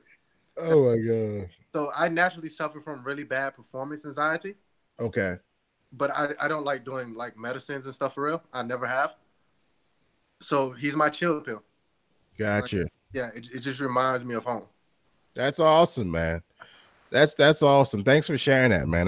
That's great, man. Yeah, I mean that, and it's a lot of a lot of people suffer from anxiety, and then there's different types of anxiety. There's definitely social anxiety. I mean, I experience that in my family right now, and it's just like it's just crazy, and it can be crippling, at times, and sometimes like if we would go out, some folks would need to know like, okay, where exactly are we going? What's it near?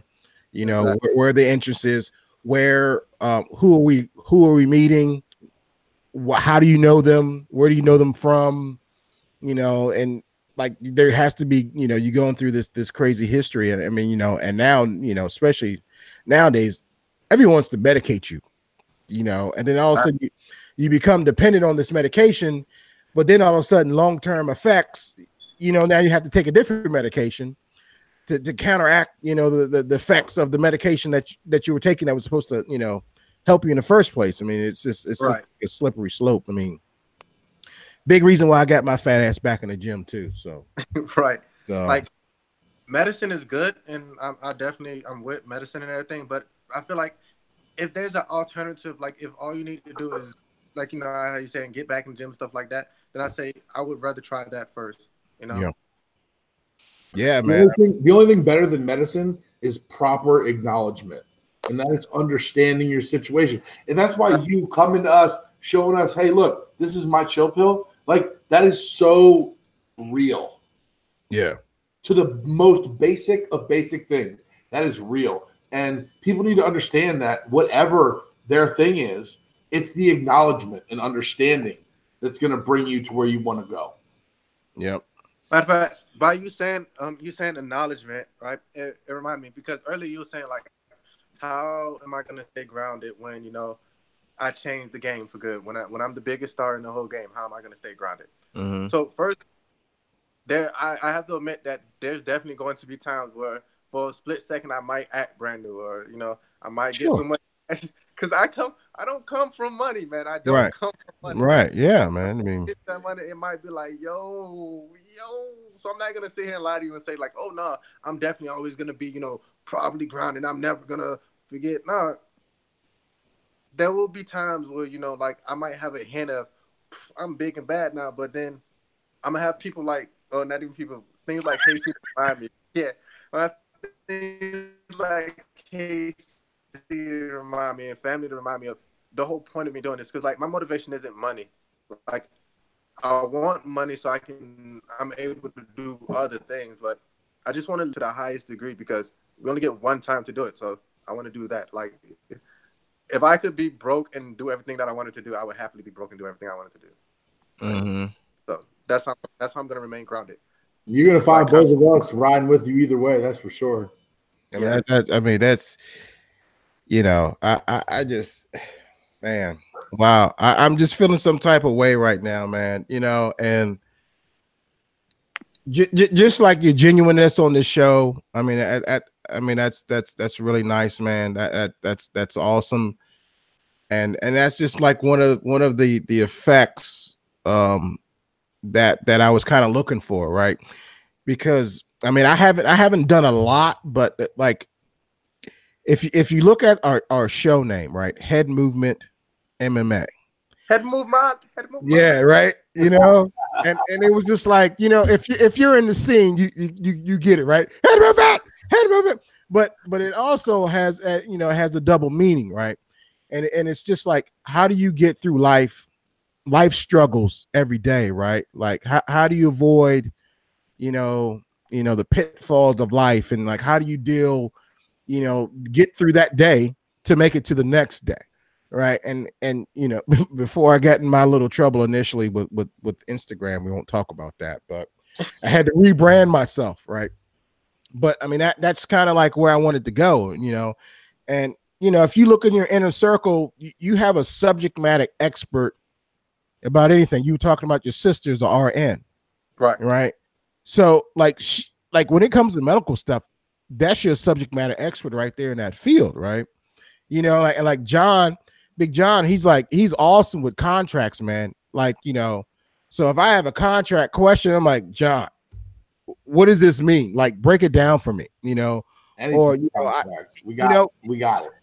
It's like management to straight government contracts, we got them all. Yeah, and it's like you don't need you don't necessarily to reach out to everybody to figure stuff out, and then and I go on Instagram and I'll repost stuff and I'll see stuff, and I remember like I did that one fight get canceled? I think it was like you're supposed to fight in August or September. Was that August, September, October, somewhere around then? And I remember I reposted it. I mean, I don't know if that was back in October. Maybe. Okay. You're talking about the EWC when I was supposed to go fight for the 145 title. Yeah. Okay. So that was like the 5th opponent, and then he pulls out. Why is it always like that? Why is it always like, oh, I got this guy, then this guy, then this guy, then this guy? It's crazy, man. Like that.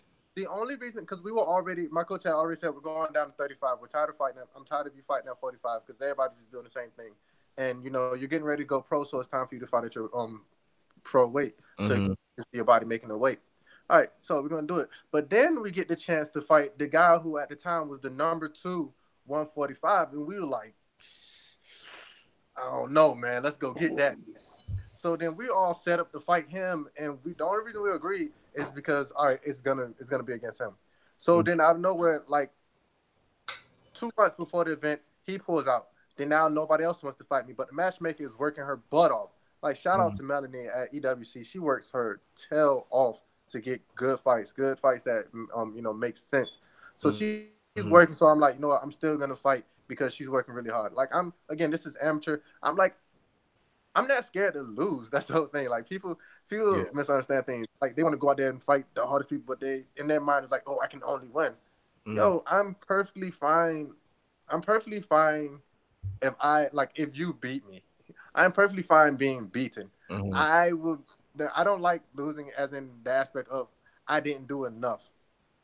Like, if you were just a better man that night, then God dang it, you were just a better man that night. I'm not saying like, oh, hey, I took this L and I don't care. No, it's gonna eat me up inside. I'm gonna go to the gym like 3 more times a day to get that W back. But I mean, I will give you yours, and I would say like, good job. Right? Okay.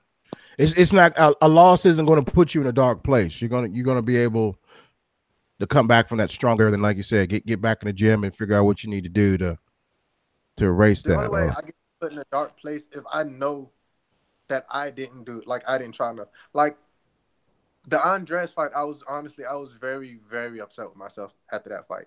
I had big good talks with my coaches. I cried after that fight. Because like I could have won that, but I know there was things that I should have did differently in training camp. There was times where, because various reasons, I wasn't able to get the practice and I should have did. Like, honestly, it's not an excuse, but I didn't train enough for that fight, knowing that he was going to be who he was going to be and how he was going to fight. Like, I allowed every excuse in the world to take me away from training time. Like, my coach, like, if people ask him about it, like, oh, was Caution there 100% here just to keep my image up, he'll probably say, yeah, he was working his tail off. But, like, in private, he'll go, hey, you know what you messed up and what you should have been here more. And I'm like, that's 100%. So, like, that's the only fight that really bothered me, because I know I could have done it a lot better. You did a lot of really good things in that fight. I mean, your defense when you were up against the cage in that fight was impeccable. He tried to take you down so many different times. I mean, you even flipped it and slammed his ass once. I mean, that fight was really close. The third round was the telling round, and it was unfortunate because when I was watching it, I was ready to watch you come out and kick him a couple times. With the power behind your leg kiss, I thought that he was going to go down and that this was going to – and, obviously – fights go a lot of different ways. Much respect to you and your craft. You're amazing. But, just seeing that fight, it was anybody's fight going in that third round. And I disagree with that one scorer that did 30-27. That was shit. I let him – I carried his weight way too much. Being that he was bigger than me, I knew that I was a better wrestler than him, right? So that's another thing I'm upset with myself. Knowing the fact that – and I gave him way too much credit on the ground too. Being that I'm a better wrestler than him, I should have fought him in the middle, because that would have forced him to take a shot. If you notice, the only time he was able to get me on the cage or even get the takedown is when I myself backed up to the cage. So if he was to take a shot in the middle, I would have scrambled out. He would have never got me to the floor, and then I would have won the fight. So, yeah. I'm with you. Hey, you know what? And it's clear. Like, it's amazing for you as a fighter to be able to see that, because you know that if you're ever in that situation, now you've got that foundation of experience to build upon and be better. So, that's what it's all about. Yeah, I watch my losses a lot more than I watch my wins. I don't remember the last time I've watched a fight that I've won, but I constantly watch the fights that I lose. Constantly. Yeah. I mean, because you don't want to just rest on your laurels there. Like, what you're doing good, you definitely always want to improve there. And I want to be conscious of your time, man. I mean, I don't know, man. I think we found a new BFF here. I mean, this is awesome, man. About to be a regular on the show, kid. Yeah, definitely. Yes, you will be back. You will be back. But yeah, I want to jump back into the UFC Fight Night card. Because there's a specific reason, because there's a couple, or there's at least one more fighter that we need to talk about that is actually going to be there next Saturday, right? So let's talk about this Glover Teixeira versus Carl Baby K Roberson, because I believe Carl is going to be there commentating, and I'm not sure. And just for everyone out there that's listening right now, you can watch this event on what is it? Flow Grappling. Yeah, I think it's on Flow Grappling, and then I'll include the link for Flow Combat. Flow Combat. I'm sorry, Flow Combat. I know they do a lot of variances. I mean, and they've been getting some hate here lately too, but I'm not even going to get into that. But those dudes over there, sometimes when they reply back to like fans or people who comment, it's a little brutal. Bro, they're like Wendy's. No punching. Like Wendy's on Twitter. They're what? They're like Wendy's on Twitter. Wendy's is the funniest. Oh yeah. Oh man, dude, it's so funny. But you got Glover, heavy hands, lots of power against Carl Roberson, who's really been coming on lately, and I mean, and hats off to him. I mean, I think Glover might be just a wee bit past his prime, and I don't think he can handle the speed of Roberson. I'm Roberson all day, second round. I think it's gonna go all 3 rounds. It's hard. Roberson stays in shape because especially if you're being represented by Sucker Punch, and they make sure you're on your game. Like I swear they refuse to represent bad people. I swear. But it should be interesting. But I do like going back to what you said before again, Big John, when you said acknowledgement. Glover, that spring chicken anymore. That he can't keep training the same way anymore. And because he's like, yeah, I used to could just go out there, be a marauder, take a few on the chin just to give you a good one on the chin. He says, I can't do that anymore. So, like, the fact that he's able to acknowledge that gives me hope of saying, like, hey, that means he's probably going to adjust when he comes out, adjust his training. And still, it's not like he's lost to scrubs. Right. I mean, like that's a good, because I want to say recently I heard about someone was saying about their training style. Like they wanted to limit the amount of actual sparring time, I guess, right? They would do just as many practices, but they would limit the amount of like very hard contact. Maybe like we'll do it like Tuesdays and Thursdays, and Friday we won't, like the new NFL rules at training camp. Yeah, just kind of trying to like save your body and try to prevent, you want to, saying like the benefit is you're in good cardio shape, you're getting touched, you're going through fight simulations, but yet you're kind of minimizing the percentages or percentage of time that you could get hurt, right? Because there's a lot of injuries that happen, during your training camp. And I even heard like, I think it was Dwayne Ludwig earlier this week saying like he kind of liked the fact that the fight got moved up, instead of like a 12-week camp, it was an 8-week camp or something like that, because it just seemed like if TJ goes 12 weeks, he always ends up with an extra injury. And then like he's injury free. He seems like the injuries always happen. Hold on. Let's not jump fights. So you say you're taking Carl Roberson over Glover, right? That's who you're taking? Oh yeah. What about you, Kasim? What do you think? Uh, I'll say mine first. Look, Carl is a good kickboxer. He hits real hard. I think that Glover wins due to his size. Glover is going to take him down, and I think the ground and pound is going to be the edge. I'm taking Glover, but that's just my opinion. But I want to hear what you say. I mean, Carl is moving up, and he's taking a fight on short notice. But he doesn't have a ground game. He's a kickboxer. He doesn't have it. All right, and Glover does. No slide to Carl. Being that Glover, like you said, is a bigger guy, and weight does matter a lot in grappling, and that Carl isn't necessarily a grappler, I might have to go with Glover, because if Glover is smart, and I believe that he's acknowledged, just off of the fact that he acknowledged, he can't quite do these things the same that he did before, I'm going to go ahead and go with him. I think it's going to be a unanimous. I don't think it's going to be finished. I think he's going to drag out a very ugly unanimous decision. Oh, I'm sending this to Brian. Can't wait. I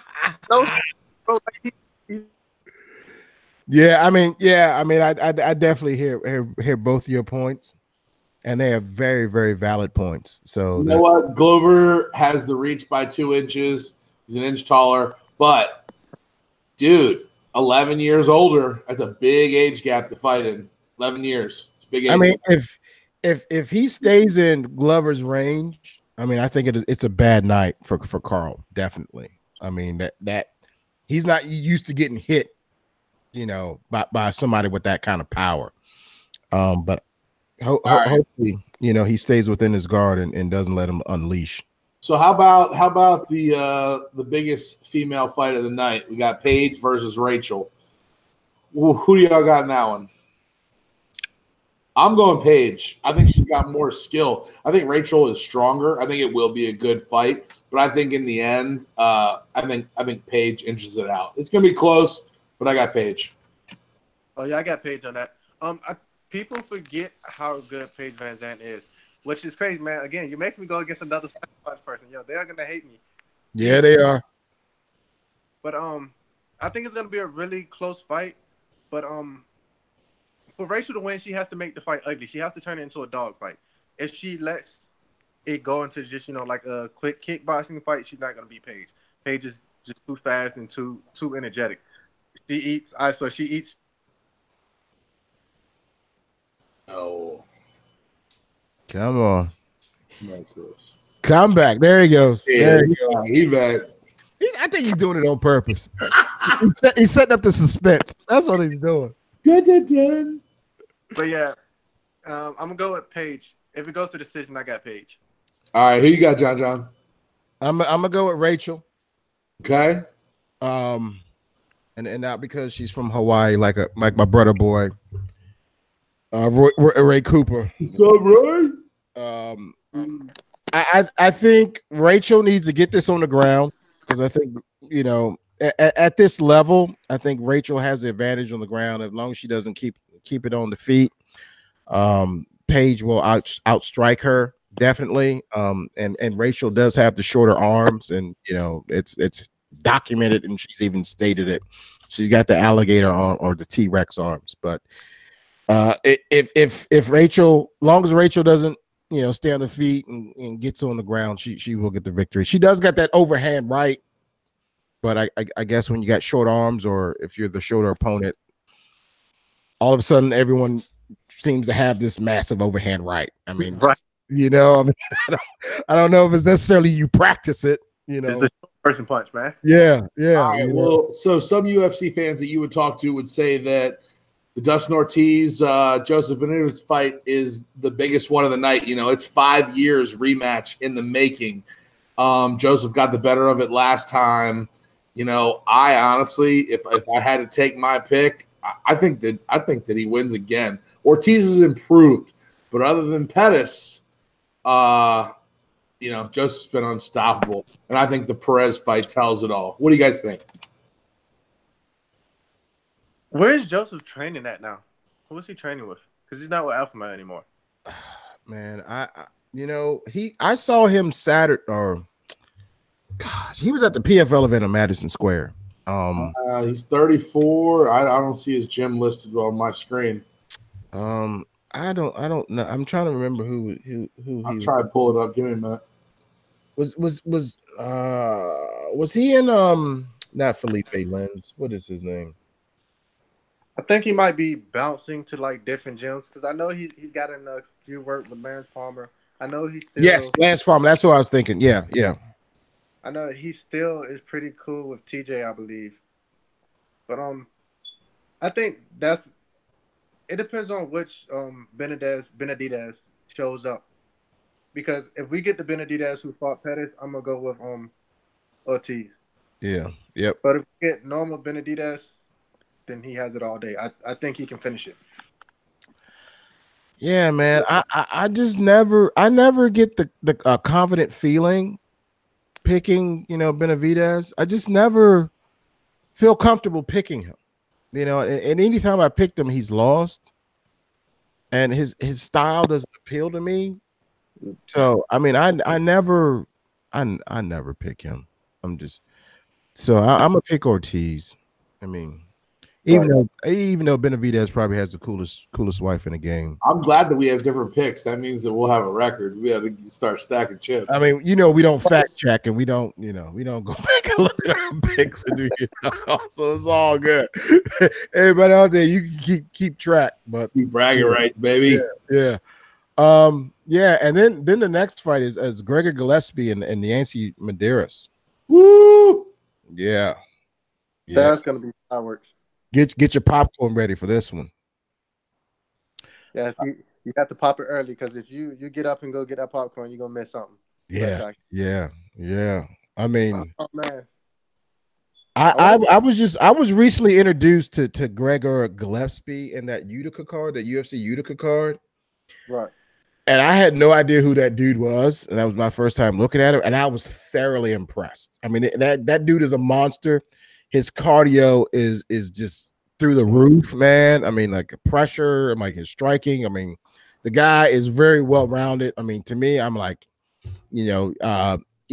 shout out to Yancey for, I guess, was that Yancey? No, I'm thinking of somebody else. No, never mind. But yeah, I mean, I think Gregor Gillespie is just, can't be stopped. I mean, I just think he's going to be too much for Yancey.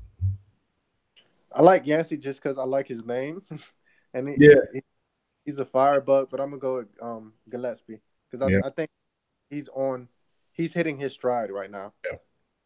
Yeah, like no one knows who this cat is because he's very chill. Like, he can fight, and he likes to fish. I mean, that was the two biggest things, I mean, other than that, you won't catch him a lot, on social media. I mean, that's what he does, man. What you got, John? So, you know what? Yancey's got the reach advantage in this, which I like to take into consideration. But, I look back at the last guys that Gregor has beaten, and, 14-6 is Rinaldi. And even better, Vin Pitchell. He has an even better record than that. Gregor's been knocking off good competition, 12-0. It's really hard to argue with. In the UFC, I'm gonna go Gregor. Hey, that is the trifecta. We got one. What? He does not have the reach advantage, but I believe that he's going to be able to bring the fight close and actually work that reach to a disadvantage and win the fight. That's what I'm calling. Right. Now, let's call him by his first name. Kasim.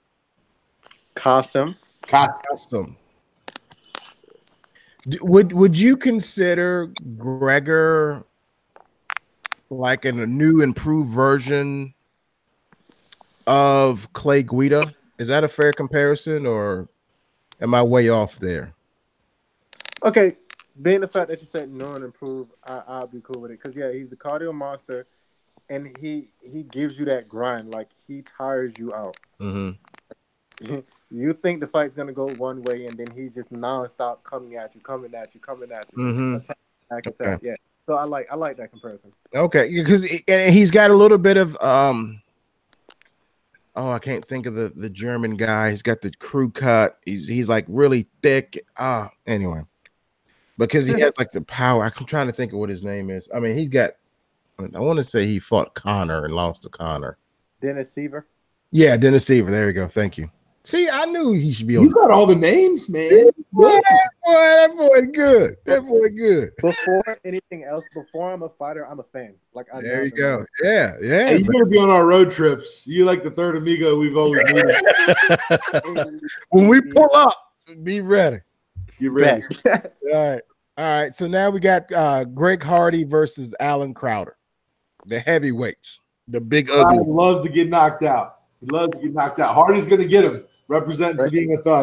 This fight was definitely made for Hardy to shine. Now, I don't think Hardy's had a chance to get his chin tested, and he leaves it out there, so he can't get it tested. But I don't think it's gonna happen now. I think dude's gonna come out there, and he's gonna realize he's gonna see Hardy towering over him, and gonna be like, "Oh, okay," because Hardy is aggressive. Yeah, he's a mean guy. Like his last fight, even after he knocked the dude out, like he looked like he was ready to go about 3 more rounds just to kill him. Yeah, man. It's crazy, right? Like I kind of liken it. I mean, I'm big into women's MMA also, and I was watching the Invicta card, and it was Caitlin Young. I forget what the other young lady was. She was a last minute replacement, and like she dropped the girl in 30 seconds, like the fight was over, right? And they waved it over, but she was just kind of like, this was her first fight back in like 2 or 3 years. Like she still had rounds like, and the ref was like, he waved it off, and she's just like, but I still want to punch somebody. You know, it's just like I was just like, oh my god. I mean, it was just crazy. It was crazy. So now that you said something about Invicta, I have to shout Miranda Maverick out. Oh hell yeah, fear the Maverick. Fear the Maverick. You know, Farm Bar. That Yeah. she's an absolute beast. You know, I've gotten her to she gave me some looks, a couple of jiu-jitsu rolls. You know, she balled me up and everything. So I have to shout her out because she's gonna go ahead and destroy her competition on the 15th. Yeah, February 15th, Invicta FC 34, I believe it is. Yeah, and be one step closer to that flyweight title. Because I think they wanted they're doing a tournament, right? Because they're doing something. Yeah. Pearl Gonzalez is fighting Vanessa something. I forget her. The Brazilian girl. Yeah. She's fought everyone. She's fought Cyborg. She's fought Amanda Nunes. She's fought everyone. Yeah, she's been in UFC. I think she's had like 34 total fights. I mean, she's no joke. I mean, she's definitely no joke. Yeah, and I actually met Miranda for the first time, last month at the FC Valhalla show. Mad cool. Super humble, super awesome person. Yeah, and super smart too. Man, she's she's going for her masters, I believe. She's Yeah, I think she's supposed to do some type of engagement at JMU in March or something like that as part of her master's program or something. But yeah, definitely she's definitely on her way to great things. So I guess we're all going with Greg Hardy here and his I guess absolutely. Yeah. What round do y'all have? First, second, or third? First round. Yeah, I don't think it gets out the first round, man. It's going to be a quickie. Listen, if he goes the second round, he's in trouble. This is going to be the Lewis Taylor fight of the night. Yeah, it won't be the Bronze Bomber versus the Gypsy King. Tell you that much. Tyson Fury won that fight. Stop it. He won that. Oh yeah, he did. I'm just playing. He did. Hands down, he won that fight. There's just I don't know how you call that a draw. I don't know. It's crazy because even the rounds that Deontay Wilder won, he still got outboxed then. Yeah, I physically looking at him, I didn't think Tyson Fury was going to do work like that. They had the back fat hanging out, and I love it. He just wasn't in the best shape. But like his head movement was ridiculous. He was slipping stuff. I mean, like he's real slick, and hats off to him. I'm like he definitely, I'm in agreement with you. Like he definitely won that. Hey, Kasim, did you watch the boxing that came on Sunday night after the football Sweet Hands plant? Did you see that? Say it again. Did you watch the boxing that was on Sunday night after the football games? The guy goes by Sweet Hands Plant. His last name is Plant. He won. He's 18-0. He got his belt for the first time. Did you see any of that? No, I didn't see any of that. No, you don't follow the boxing as much as the MMA? Not as much. I follow it, but not as much. Yeah, fair enough. I had to check because I don't watch a lot of boxing myself, but I got some friends that are really into it, especially a couple of the guys that are fighting with my buddy down in Miami, and I'm going to go see some boxing in a couple weeks. So I've been trying to brush up. I figured if you saw it, I would love your insight, but it's all good. I mean, your buddy in Miami's got a name. Mr. Gabriel Contreras is fighting February 2nd. It's at a little resort in Florida. It's a very small event, but it's going to be really cool. I'm looking forward to seeing it. It's at the Bonaventure Resort and Spa. And he's reading off the card. This is down in Weston, Florida. But my boy Gabe, he's undefeated so far. I've seen him fight in a couple of his first fights. I've missed the last one, but the guys coming out of Wolfpack Boxing Club, a lot of fire and a lot of fury. Shout out to Jake, my homeboy for life. Jake Paz. Yeah, and so now that brings us up to Henry Cejudo versus TJ Dillashaw. Lots of question marks. Dilly. There's a lot of question marks around here, boy. Woo. Lots of question marks around how TJ looks. You know, his face sucked in. He's, you know, I mean, his face is sucked in, and he's not even like weighing in. I'm like, his face has been sucked in for the last 2 weeks. How he looks after he rehydrates is gonna tell me a lot. Yeah. I mean, so go split decision with Cruz. You take that out. He hasn't lost since 2013. Shaw's a winner. He puts out Cody twice. I'm taking Dilly all the way. There was no need for a split decision. He lost that fight against Cruz. Like, he didn't start. I don't know why he didn't throw leg kicks earlier in that fight, because I think that's a great way to mess up Dominic Cruz. I guess he didn't want to get taken down. That's probably why. But interesting. Yeah. Okay. Fun fact, right? So, all right, this is how you beat Dominic Cruz, because I've studied Dominic Cruz for a long time. Okay, yeah, let's. I didn't want to get into it, but yeah, come on, I'm interested. All right, so you beat Dominic. So, all right, Dominic Cruz does one thing really good. He makes you chase him.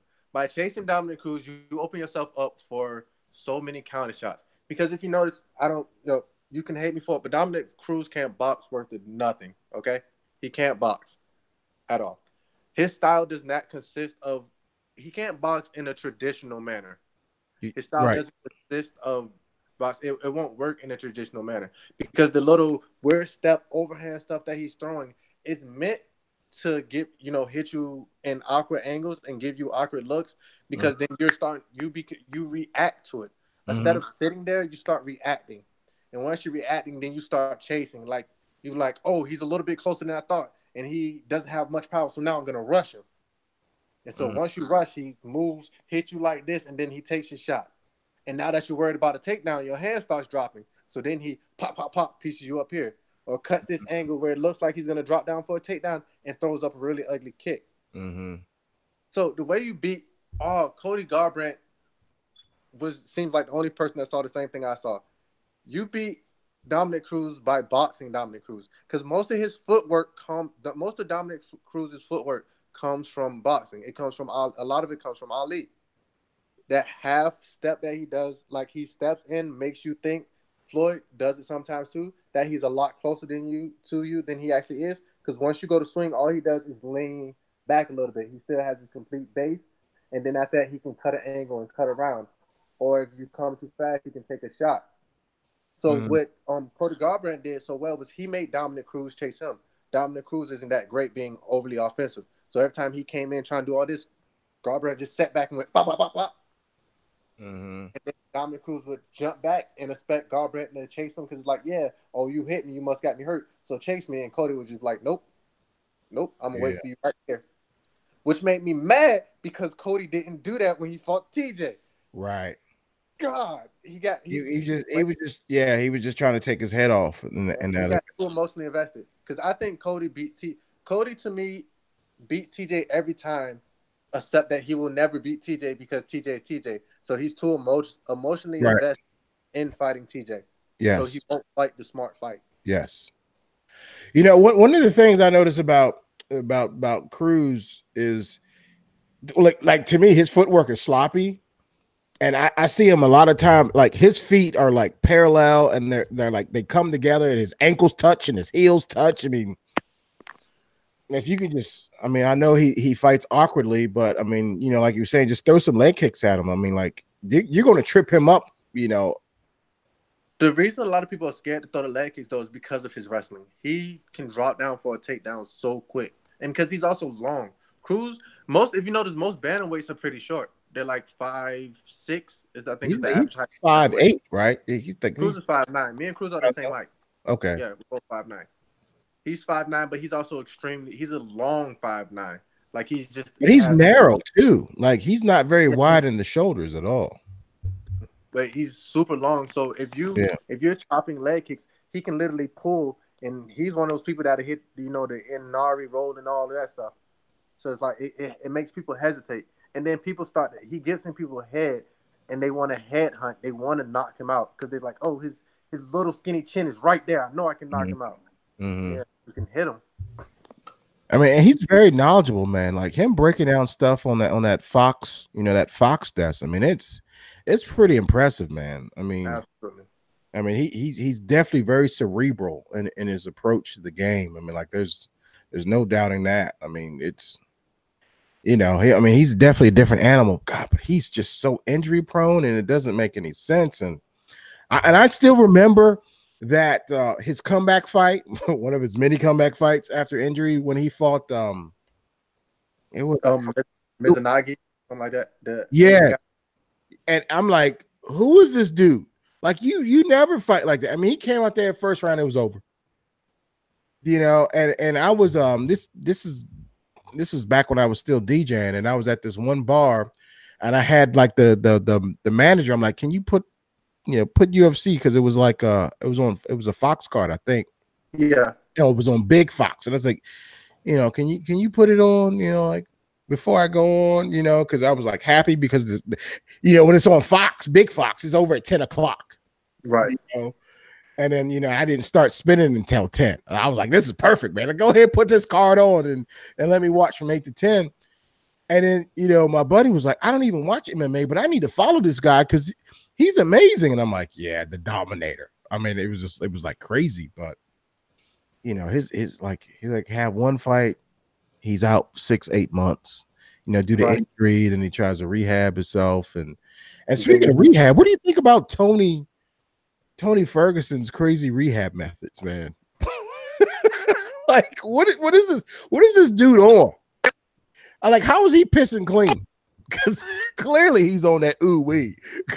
When Tony Ferguson stops fighting and retires, he is going to be crippled. Okay? Yeah. It's just. Can you tell us what you mean when you say on that ooh wee? It ain't the good ooh wee. Whoops. He might be on that fentanyl or whatever the hell, whatever that is. Man, that just reminded me. Anthony Pettis makes me so mad, man. Why is that? Cause man, every time, Pettis is such a good guy. He was winning that Ferguson fight, man. But Pettis has such a big hole in his game. It's pressure. Pettis does not deal well, because he needs space to let off those kicks. Because Pettis doesn't box either. That's why everybody was like, I still stand to this day. I think Conor knocks Ferguson the hell out. Really? Yes, God. Yes, God. Ferguson gets hit way too much, way too often. True. And he's a bleeder.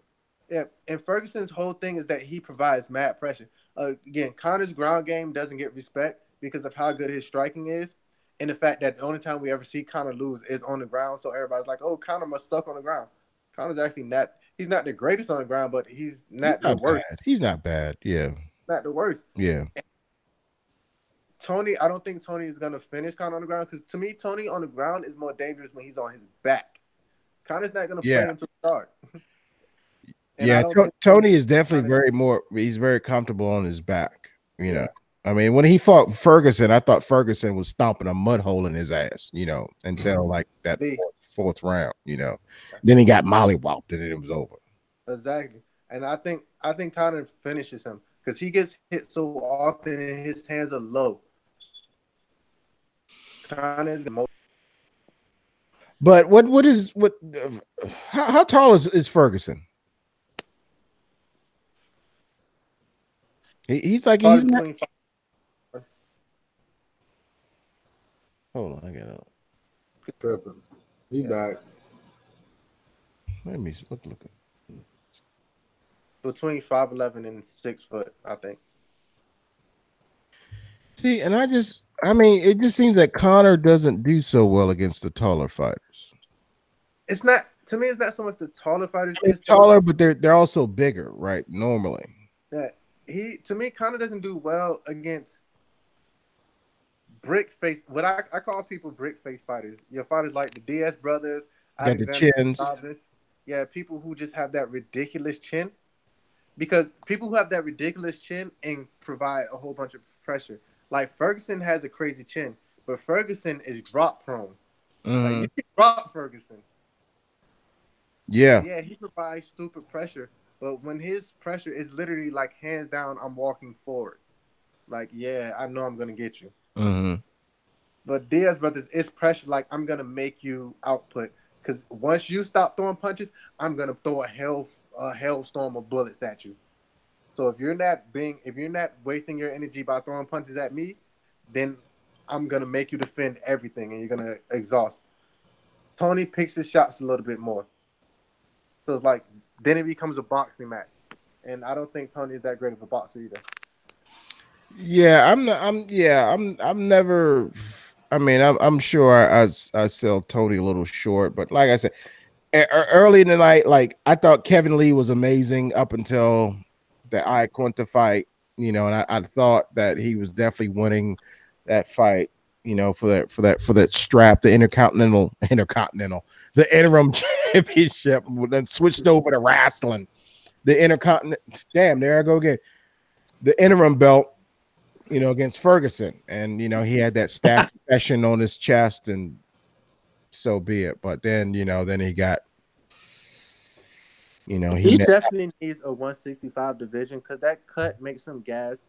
Like I already think he carries a lot of muscle anyway, and when yeah. he strikes, he puts a lot of power behind strikes, so he's more prone to gassing regardless. Like if he doesn't get a takedown, he's going to be in trouble because he can't, regain his breath. Mm-hmm. So to me, he's a person who would definitely benefit from a 165 division because he's Yeah. not quite big enough for 170. Yeah, I mean, do you think that the UFC will break up, or I guess reclassify those divisions anytime soon? Or I do hope that they if they do get rid of 125, I do hope they put in 165. but so you'd have the 155, 165, then 170, or do they bump up, but the 170 to 175? They'll 175. always move. They'll always move the divisions to where it fits the people. Yeah. It's all about business there. I think that they'll switch it any which way they can, depending on where people need to be. We've seen a lot of that, especially like with the stuff we were talking about on New Year's Eve. Yeah. I think it goes 75, 89, then to, the 205 and then 200. I don't think they're going to add a cruiserweight like the 225. I don't see any purpose in that because there's not enough talent in heavyweight to take out, to take those bigger heavyweights, those smaller heavyweights away from the heavyweight division. Mm-hmm. Like there's not enough elite talent in heavyweight. And you know what, you're right, because there's not, man. I mean, like, going back to when I was mentioning Strike Force. I mean, that's when obviously I met, or well, not met, but that's when I discovered Daniel Cormier, and I watched him destroy Josh Barnett, the War Master. I'm like, holy fuck! I'm like, this dude is no joke. And then he came over to the then the UFC purchased him, which in my eyes, my opinion, that is what really put UFC over the top, and then really separated themselves from everyone else, was that purchasing, that final piece of Strike Force, because they got so But many champions, so much competition from that they immediately made an impact, on the UFC rankings. I mean, like, DC came in there and did his thing, and then dropped down to, light heavy. And I mean, like, in my opinion, and which is different in DC's opinion, if DC and Kane won, I'd give it 8 out of 10 times to DC. I mean, I just think DC is so much better at heavyweight than he is light heavy. I don't know. I don't really buy that whole DC is better at heavyweight than he is at light heavyweight. He wasn't when he fought Stipe, because I thought DC looked sloppy as hell. That's the thing though, because if you look at DC's heavyweight career, who has he fought for real? Because again, that's the whole thing. There's not a lot of great heavyweights. Because most heavyweights, a lot of the heavyweights DC fought were older guys past their prime. Like Josh Barnett ain't the same guy that he was back in the day when he was scaring the living hell out of everybody. Right. I mean, true. Frank Mir definitely ain't the same fighter he used to be. No, but we're talking like 10 years ago, right? Almost 10 years ago. Yeah. I'm just saying, like, even then, like, those who fighters still on their downswing. Like, DC at heavyweight, don't get me wrong, he's still a problem, but I think if he runs it back with Stipe, Stipe is going to get that match. I think yeah, I'm with you I there. think Alexander Volkov can possibly beat DC at heavyweight. I think there's a lot of people at heavyweight who can beat DC. Well, not a lot. Yeah, I take that. Not a lot, but it's a lot more competitive than what people are allowing you. Well, what the media is allowing you to believe right right. DC at 30, I'm talking about, not DC at 40. now. Right? I mean, I think DC at 30 was a monster. You know, I don't think he could ever beat Jones if he went back to 205, even though I thought Cormier looked awesome against Jones their last match. You know, I've never seen him like apply that kind of pressure. I mean, he was just on Jones. It was just like I'm punching, I'm kicking, I'm, you know, whatever. You hit me, I'm hitting you, whatever. You throw one jab at me, I'm throwing two jabs back at you. You hit me twice, I'm gonna hit you 4 times. I mean, there was just always something. He was always in Jones's face, you know. But that's the thing that, like, to me, I think DC looks better. I feel like the DC that you see at light heavyweight is a better DC than what you see at heavyweight. I just think the competition at light heavyweight is better than the competition at heavyweight. Yes. Because, like you said, that Jones fight, DC looked amazing. Yes. That second Jones fight. Oh my God. Yep. And wasn't Jones dirty for that fight? So what? Wasn't Jones dirty for that fight? Yeah, he pissed hot after the fight. So fuck that. So I mean, it was you know, they ruled it a no contest. You know, but I mean, yeah, I mean, I really think, I mean, I don't think I've ever seen Cormier look as good, but I mean, God, man, he's cutting 50 pounds. You know, But that's also, he stated before, like, Cormier likes to eat. yeah, shit, yeah. Don't be mad because you can't maintain weight. Don't even start. True. But like Chell said it before, like when Cormier, Chell's like, he was talking to DC, he was like, oh, what you about to eat for breakfast or whatever. DC was eating an ice cream sandwich. He's like, really? Eat an ice cream sandwich? He's like, yo, I'm fighting that heavyweight. Why not? Yeah, you still can't do that. So, that's what I'm saying. Like, that's to me, that's why his cuts are harder. That's, you know, that's why you like, oh, he has to cut so much weight. That's because, you know, he gets big when he.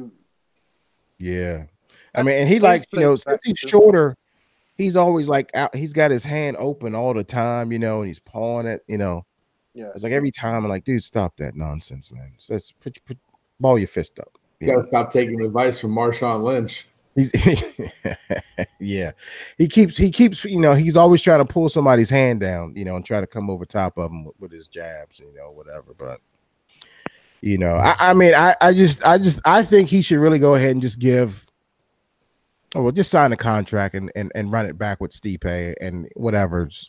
I mean, your money fight with, you know, with what's his name, Brock Lesnar, it may or may not ever happen. I mean, so I think you gotta do what the fans want to see. When does Kane and Ngannou fight? Soon. Is that March? Is that the March 2nd card? Or is that February? It's coming up. Or is it next week? Or in 2? Hold on. That's one of the pay-per-views. Yeah, I don't think it was a pay-per-view. What? I can't. You know what? Now that ESPN's involved, I can't keep it straight.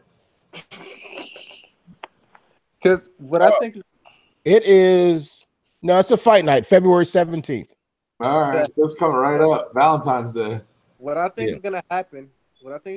Is Ngannou if Francis somehow wins that fight, DC is gonna fight. It's a spectacle type fight.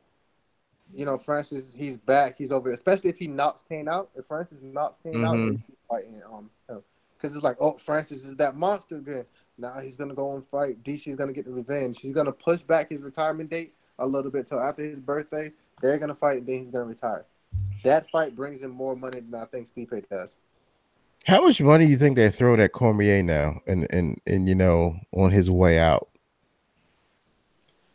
They're gonna throw a lot because they want to make the Jones fight happen. They're gonna throw him a solid meal. Mm-hmm. To try to make that fight. Dude, we getting that PFL money. Right. Yeah. I need to follow up with those cats to see if those checks have come in yet, because I know it was going to be like a couple weeks, and they were waiting on the drug test to come back and all that. So yeah, I got to follow up with OC on that. Like just a flat out check, or was it like a contract thing? So what happened was on the final fight, the fight before the finals, each winner got $100,000 check, right? Because there was some time between their last fight and then New Year's Eve. So every person that made it to the finals for New Year's Eve was guaranteed to make 200,000. So they gave them 100,000 on that last fight, and then they got another 100,000, win or lose. All right. So the runner up was guaranteed to make 200,000, and then the winner was going to get another check. I think another check for 800,000. So everybody on New Year's made 200,000. Got a check for got another check for 100,000. So there was so the people who won the final, the belts, had their 200,000 by New Year's Eve, the night of New Year's Eve, and then they're supposed to get a check for 800,000. Is the runner up, regardless, won 200,000. Right. Which, not bad.